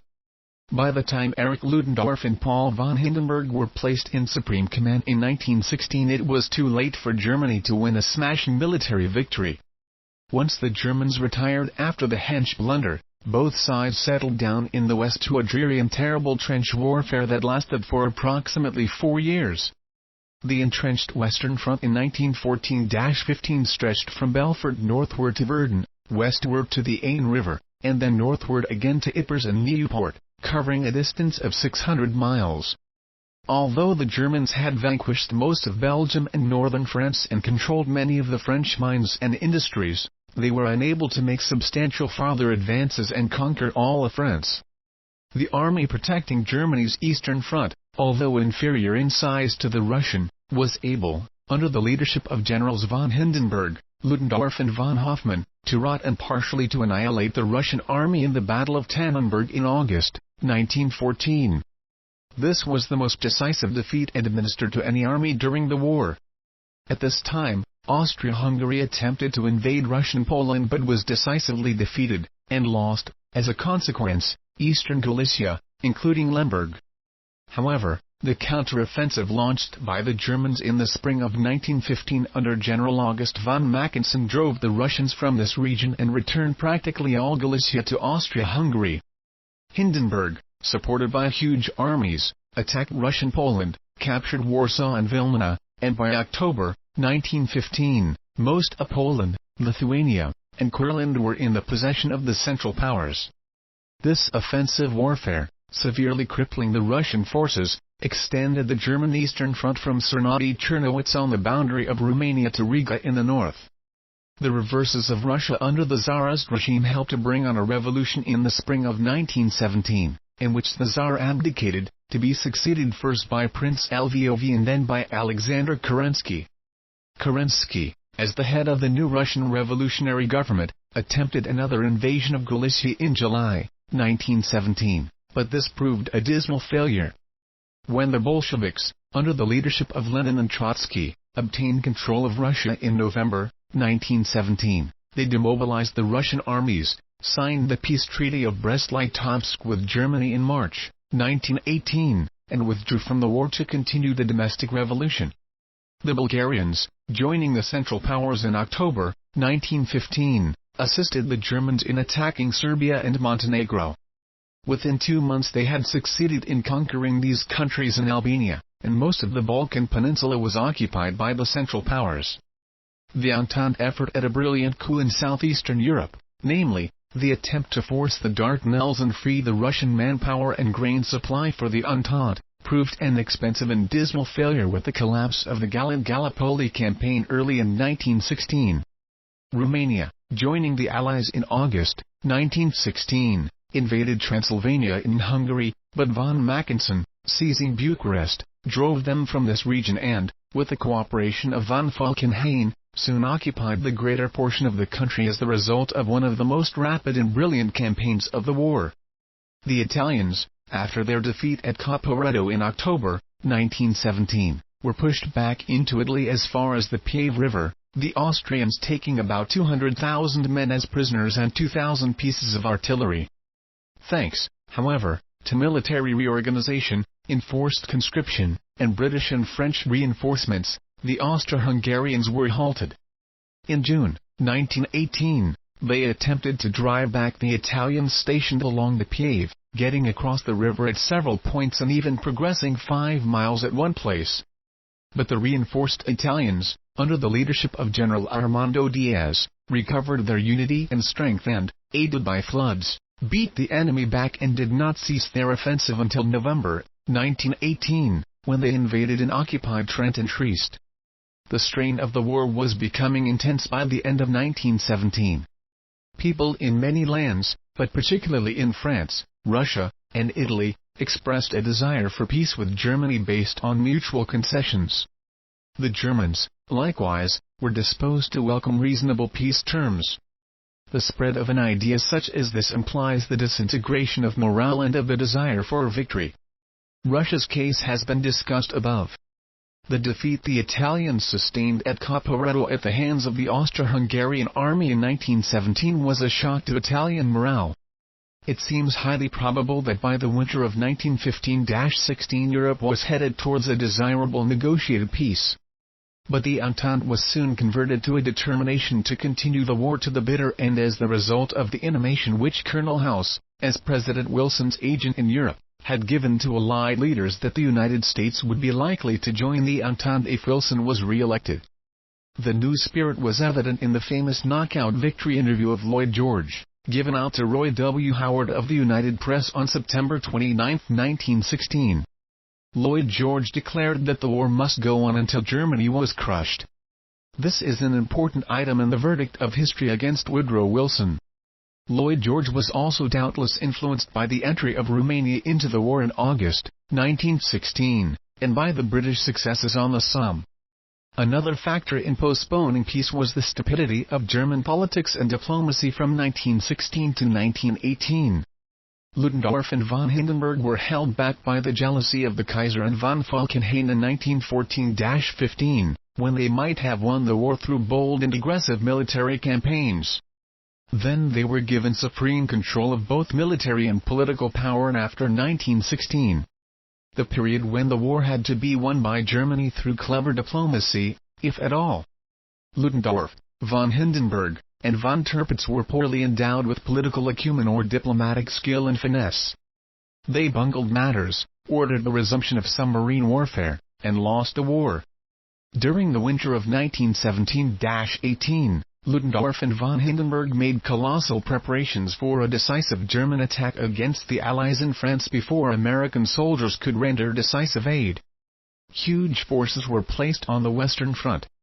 Great guns of unprecedented range were installed for the purpose of firing upon Paris at a distance of 70 miles and thus shaking French morale.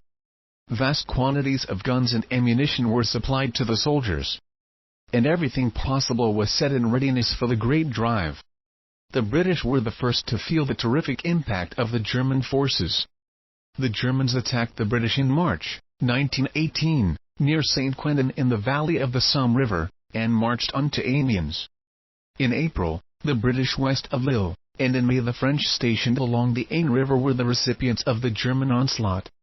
At a tremendous cost of both life and property, the Germans had advanced to the Marne at Château-Thierry, some 40 miles distant from Paris. Here the tempo of the drives slowed down, owing to the role played by the fresh American forces. After a month in which the opposing combatants faced each other, the Germans, in desperation, thrust forward in the Second Battle of the Marne. But by this time they were disheartened. Their reserves were exhausted, their ammunition was of an inferior grade, and the last great German offensive failed. The French, British, and Americans, led by Marshal Ferdinand Foch, shifted from the defensive to the offensive and forced a widespread German retreat, taking Saint-Mihiel, Saint-Quentin, Cambrai, Lille, the Argonne Forest, and Sedan, until finally, on November 2, 1918, the armistice was signed in the forest of Compiègne. Germany was exhausted by the titanic struggle against most of the powers of the world for 4 years. There was mutiny in the navy. The socialists attacked the war policy and demanded peace. Revolution was threatened at home back of the lines. The Kaiser was forced to abdicate, the monarchy was ended, and a socialistic republic was set up. But Germany was not the only nation which came near to collapse. There had been mutinies in the French army in 1917. But for the entry of the United States, France might have cracked up and the Allies might have been forced to consent to a far more tempered negotiated peace. Russia, of course, collapsed completely and a new regime of society was created. In addition to the main battles fought on European soil, warfare was carried on in the Near Orient and in Africa. Soon after Japan's entry, the Japanese forces seized the German port of Kiautschou in China and, aided by the British, took the entire Shatong Peninsula, Tsingtao, and the German island possessions in the Pacific Ocean north of the equator, while those in the south were captured by the Australians and New Zealanders. Important sections of the Turkish Empire were seized by British and French armies. Turkish Armenia was occupied by Russian troops in 1916. Palestine surrendered to the English in 1917 after a brilliant campaign by General E. H. Allenby, who a year later, aided by T. E. Lawrence and the Arabs, captured Syria, cut the Baghdad Railway, and forced Turkey out of the war. British and French armies took German Togoland in 1914 and Cameroon in 1916. The British troops stationed in South Africa crushed a Boer rebellion in 1914 and took possession of German Southwest Africa in 1915 and of German East Africa in 1918. The World War of 1914 differed from other great wars in many respects. Never before had there been such an impressive agglomeration of men assembled to settle a human dispute. Whereas the figures of the armies ran into thousands in previous wars, they ran into millions in this catastrophic conflict. The military strength of the Central Powers has been estimated at 29,787,000 and that of the Entente Allies at 80,108,000. These figures include troops ready for action, reserve forces, unorganized troops, militias, National Guards, and colonial armies. Fighting in the World War was a very complex matter and presented a radical change from warfare in the past. Because of the great technical advance in making machine guns and artillery efficiently deadly, almost at the beginning of the war open fighting, except for brief attacks, was abandoned, and long and elaborate series of trenches were constructed. These were formed in zigzag parallels, joined by laterals, and had subterranean rooms used for the storage of war supplies and for the resting quarters of the soldiers. Some of these trench lines were most durably and securely built, notably the famous Hindenburg Line. Separating the opposing trenches was no man's land, a mass of barbed wire and artificial banks of earth and stone that had to be traversed before reaching the enemy. These trenches were the parrots of the Maginot and Siegfried lines today between France and Germany. Artillery was developed with scientific acumen. The barrage, a terrific wall of coordinated artillery fire, was most ingeniously developed to lay down a protection for troops advancing behind it. Enormous numbers of machine guns, the most effective single instrument of the war, were employed by both sides. Huge cannon were placed behind the trenches to destroy with ruthless force the enemy's towns, fortifications, and larger targets. Explosives, both grenades and mines, were added to the shrapnel and shot. Poison gas, a deadly innovation, was first used by the Germans, but shortly by the Allies as well. Camouflage, the art of concealment of vulnerable objects both at sea and on land, was a new and widespread practice. Gasoline played a significant role in this conflict as fuel for tanks, automobiles, and airplanes. The tank, first used by the British and probably the most remarkable of the many new instruments of warfare improvised during the struggle, was a huge caterpillar affair protected by an iron covering, crawling over the battlefield, unstopped by ditches, barbed wire, or mounds, spewing forth bullets, and bringing death and havoc in its path. The fighting in the air caught the interest of all peoples. One-man airplanes were used in the first year of the war as a means of discovering the position of the enemy and as a guide for the artillery. Later, two-seaters having an unprecedented swiftness were employed as bombing mediums, and for the use of photographers, spies, and scouts. Hydroplanes developed by the British assailed German submarines, and by 1916 squads and formations of airplanes were organized, and the battles of the air were regarded as extraordinary feats of courage and valor. The emergence of air aces, survivors of a succession of air duels, furnished much of the heroics of a war that was otherwise distinguished by a lack of romantic color. The sea operations during the World War were less decisive in the form of battles than they were in their bearing upon the control of the commerce of the world, so important for the Entente countries, and only less so for the Central Powers. Great Britain's naval superiority never proved of more critical importance. German commerce was swept from the sea, and very quickly also the German warships outside the North Sea were captured or sunk and their raids upon British commerce terminated. An airtight blockade was imposed on Germany, which did more than British arms ultimately to bring that country to its knees. Admiral von Spee destroyed a small British squadron off the coast of Chile on November 1, 1914, but his fleet was soon wiped out by the British in a battle off the Falkland Islands. There was only one major naval conflict during the war, the Battle of Jutland, on May 31, 1916. While the Germans were ultimately compelled to retreat before overwhelming odds to their fortified cover, they inflicted heavy losses upon the British. Not since the rise of her navy in the 17th century had Britain come off so badly in a major naval battle. It is possible that Admiral Jellicoe might have repeated the feat of Nelson at Trafalgar had he been less timid or cautious, but he failed to rise to the opportunity. So the Germans had one brilliant exploit on the sea to their credit during the World War, but it proved only a futile show of superior bravery and strategy. The German fleet never again risked its fate. Rather, the Germans concentrated upon building submarines to offset their inferiority in respect to capital ships. These U-boats inflicted terrific losses upon British shipping, but in the end they undid those gains through bringing the United States into the war and turning the balance decidedly in favor of the Entente. It is true that Germany was able to justify its submarine warfare on the ground of the British blockade and that it offered to discuss discontinuing submarine activities if Britain would raise the blockade. It is also true that Great Britain interfered with the rights of neutral shippers far more extensively than did Germany. But Germany's depredations involved lives as well as property. The Germans exerted themselves most vigorously in the effort to drive British shipping from the seas before the United States could become effective in the war. But America's industrial efficiency proved too much for them. Ships were rapidly and crudely built through the application, to the highest degree, of standardization in construction. The margin between new shipping and that sent to the bottom by submarines grew rapidly, and the destinies of Germany in the World War were doomed when sufficient American troops arrived in Europe to stem the tide of Ludendorff's last desperate drive in the spring and early summer of 1918. Approximately 4 million tons of Allied shipping were destroyed by German submarines in the first half of 1917.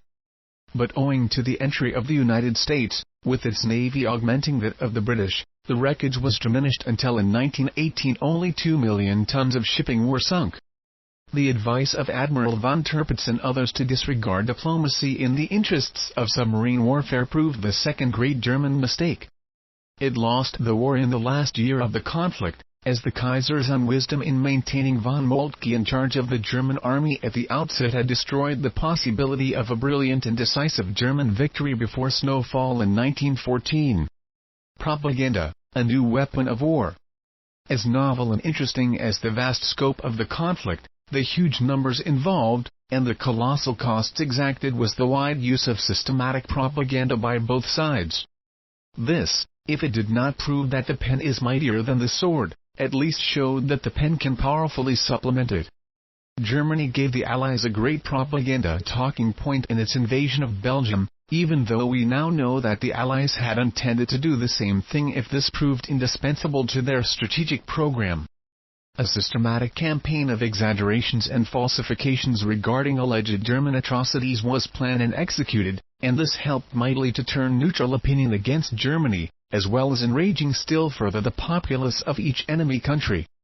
No sooner had the effect of the Belgian atrocity campaign worn off than the Germans provided the Allies with another ace card by their submarine campaign, though this was less horrible in its results and no more illegal than the British blockade. But it lent itself better than the latter to dramatic and colorful exploitation in pro-Ally propaganda.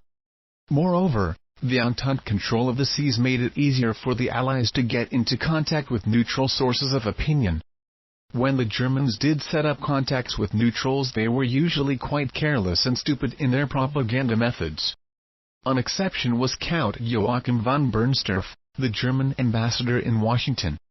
As the propaganda plans reached a high development, systematic fabrications were deliberately planned and elaborate establishments were set up for the painting of fake scenes of devastation, falsification of postcards, manufacture of wax models of alleged mutilated figures, and the like. A vast propaganda system was created by the Entente in the United States, engineered by Lord Northcliffe and directed by Sir Gilbert Parker. Ministers of the gospel entered enthusiastically into the fray and represented the war as a divinely guided crusade against the representatives of the devil. These extensive fabrications not only served to promote enlistments, convert neutrals, and intensify passions during the war. They also made it difficult to secure a return to reason after the armistice that would permit a statesmanlike peace settlement. The hatreds engendered by falsification and propaganda developed a lust for vindictiveness in the post-war treaties. In England, a general election was held right after the armistice. Lloyd George ran on the platform of making Germany pay for the war and hanging the Kaiser. All this made it impossible for Lloyd George to exert any moderating influence at the peace conference after he had personally calmed down and returned to reason. He was committed to bringing the Kaiser's scalp back with him from Paris. The propaganda during the First World War created mental states which were more potent than any other single factor in creating the chain of consequence that led from the World War of 1914 to the War of 1939. Balance sheet of the First World War. The casualties of the World War were so astoundingly extensive as to be almost unbelievable. Kirby Page lists them in the table below. Casualties of the World War OF 1914. Russia known dead. 2,762,064 seriously wounded. 1 million otherwise wounded. 3,950,000 prisoners or missing. 2,500,000 Germany known dead. 1,611,104 seriously wounded.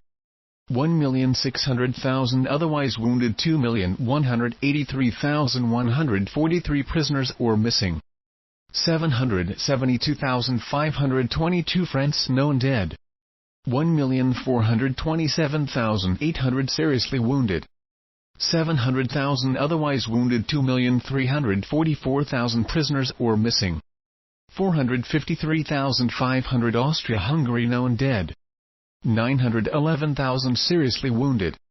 850,000 otherwise wounded. 2,150,000 prisoners or missing. 443,000 Great Britain known dead.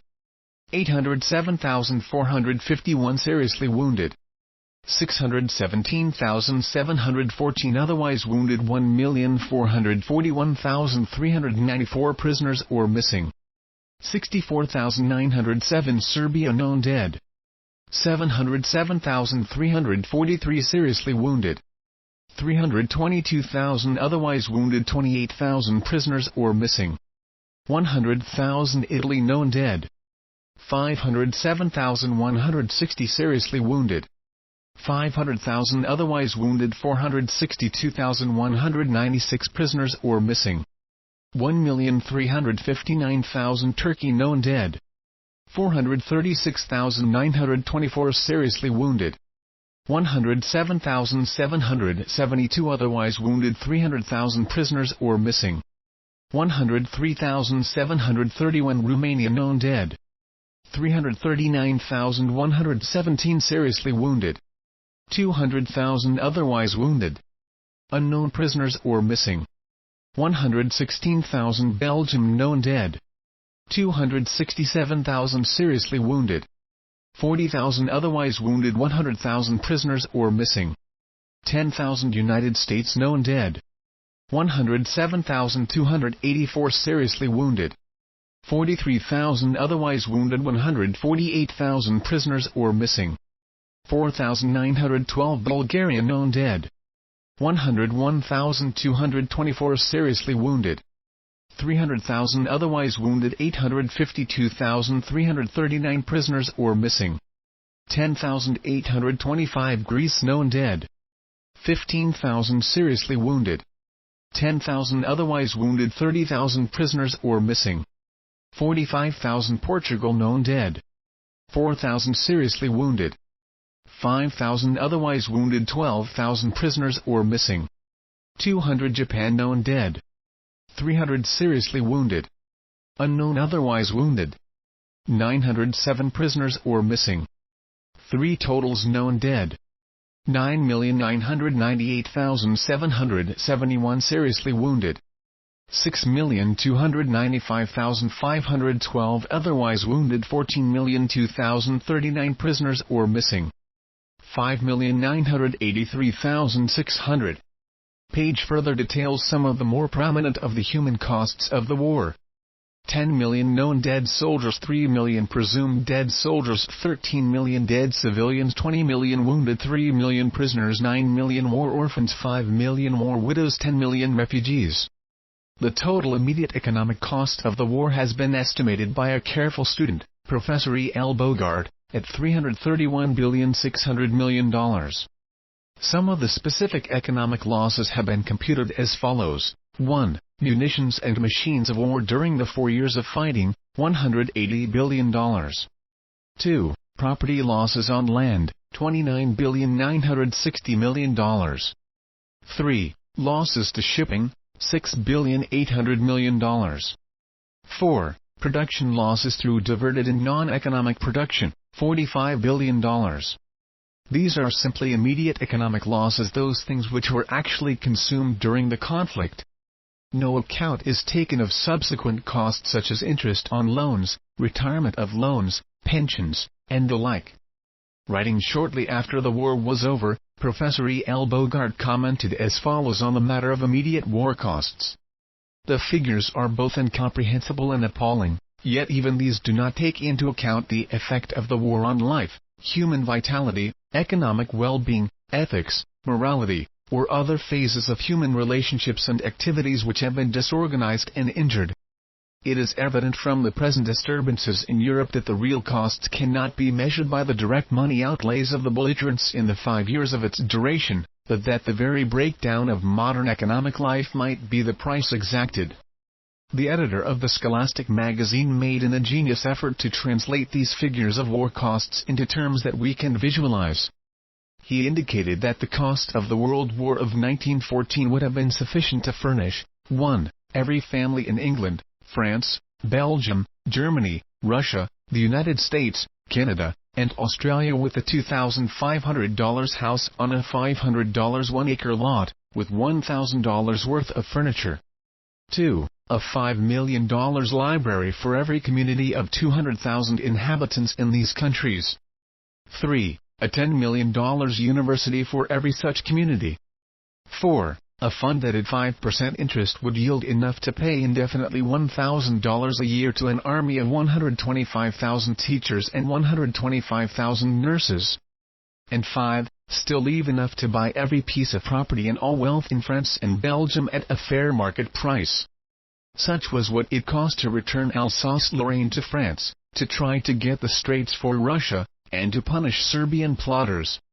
President Calvin Coolidge, relying on Secretary Mellon's estimates, once frankly stated that the ultimate cost to us of the participation of the United States in the World War would, in his opinion, be $100 billion. Indeed, Professor Frank Dickinson has estimated that the total post-war cost of the World War to our nation in terms of post-war price recessions and depressions probably exceeds $200 billion. On January 16, 1935, the direct cost of the World War, exclusive of $11.6 billion of war loans abroad, to the United States was officially declared to be $50 billion. Another estimate, in 1939, put the figure at $57 billion. In 1916 our federal budget was $735 million. In 1919, $18.5 billion. And in 1938, $7.760 billion. We have, however, received little gratitude from our erstwhile allies for our huge expenditures of money and men on their behalf. We have obtained little but petulance, criticism and repudiation. Though we have written off half the debts incurred, Uncle Sam has been rechristened Uncle Shylock. Our best friends abroad before 1933 were our former enemies and their disinterestedness was open to grave doubt. A considerable share of their ostensible amiability certainly sprang from the hope that we might assist them in their current difficulties.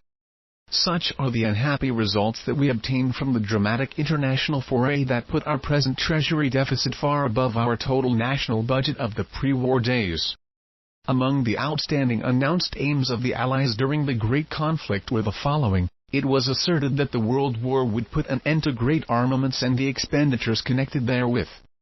We had a promise that the military preponderance of any one great power or group of powers would be terminated. We were told that the war would bring to a close the secret diplomacy and secret treaties which did so much to cause and prolong the war. Perhaps the most widely publicized of all the war ideals was the determination to make the world safe for democracy. Likewise, we were assured that arrogant nationalism would be curbed and an adequate world organization would be created. It was maintained that the economic causes of war would be resolutely attacked, economic imperialism would be ended, colonialism discouraged, and tariff reductions brought about on a wide scale. Let us see how far these laudable objectives have been realized. In 1938, the world spent just about sixfold more for armaments than it spent in 1913, the last pre-war year. Further, there has been a very notable increase of armament expenditures in 1939 over 1938. These simply dwarf any such expenditures for a comparable period in the years before 1914. In the place of the fictitious German military preponderance of 1914 we had for many years the very real and actually unprecedented military preponderance of France and her allies which, by 1926, amounted to a 40-to-1 advantage over the Central Powers. And now this has been answered by the even greater menace of German and Italian fascism, armed to the teeth and committed to war. There is no evidence whatsoever that secret diplomacy has been ended or that secret treaties are no longer made. Some years ago William Randolph-Hearst dug up a secret Franco-British naval treaty which strangely resembled the secret agreement of November, 1912, which the French used to bring England into the war in 1914. The diplomacy connected with the Japanese occupation of Manchuria revealed secret European diplomacy of the most sinister variety. There is every reason to believe that secret diplomacy played a far larger part in the events leading up to the sacrifice of Czechoslovakia than anything that was publicly revealed through the formal declarations and stage play of the participants of the Munich Conference. Far from making the world safe for democracy, the World War of 1914 succeeded in putting democracy in greater jeopardy than at any other time since the collapse of the revolutions of 1848. In the place of the 18 national states in Europe in 1914, We have had since 1918 some 30 national states, just as arrogant in their patriotism as those of the pre-war era. The League of Nations was, for more than a decade, nothing more than a league of victors. And since this Versailles policy has been challenged, the League evaporated to little more than an impotent formality. The shocks administered by Japan, Italy, and the Spanish Civil War destroyed its vitality. Imperialism did not disappear. Only the German colonial empire was destroyed. Financial imperialism started up again on a new and unprecedented scale right after the World War, ending up in tremendous defaults and disastrous losses to gullible investors. Militant colonialism reasserted itself in Japan and Italy. More nations have come into being, and most of them have erected even higher tariff walls. Even Great Britain has abandoned its pre-war free trade policy. Economic nationalism is better entrenched today than it was in 1914. It was generally believed in 1917 and thereafter that the intervention of the United States in the World War on the side of the Allies saved human civilization. It was lauded as one of the most noble and fortunate episodes in the history of man on the planet. Today, there is a great deal of skepticism about any such judgment. There is a tendency now to see in American intervention one of the major calamities in modern history, a calamity for the Allies and the United States as well as for the Central Powers. Let us assume the worst possible result of American neutrality in 1917-18. If we had not gone into the war, the worst imaginable result would have been a German victory. But no sane person can very well conceive that the world would be any worse off today if the Germans had won under the Hohenzollerns. We used to picture the horrors of a Germany and a Europe dominated by the Crown Prince and his followers. But, compared to Hitler, Mussolini and company, the Crown Prince and his crowd now appear to be cultivated gentlemen, urbane democrats, and sincere pacifists. A more warlike world than the present could hardly have been created as a result of German victory, and certainly the economic situation in Europe since 1918 would have been far better under a Europe dominated by monarchist Germany. But there is hardly a remote possibility that Germany would have won the war, even if the United States had not come in on the side of the Allies. Germany was eager to negotiate a fair peace arrangement at the time when Lloyd George's knockout victory interview with Roy Howard put an end to all prospect of successful negotiations.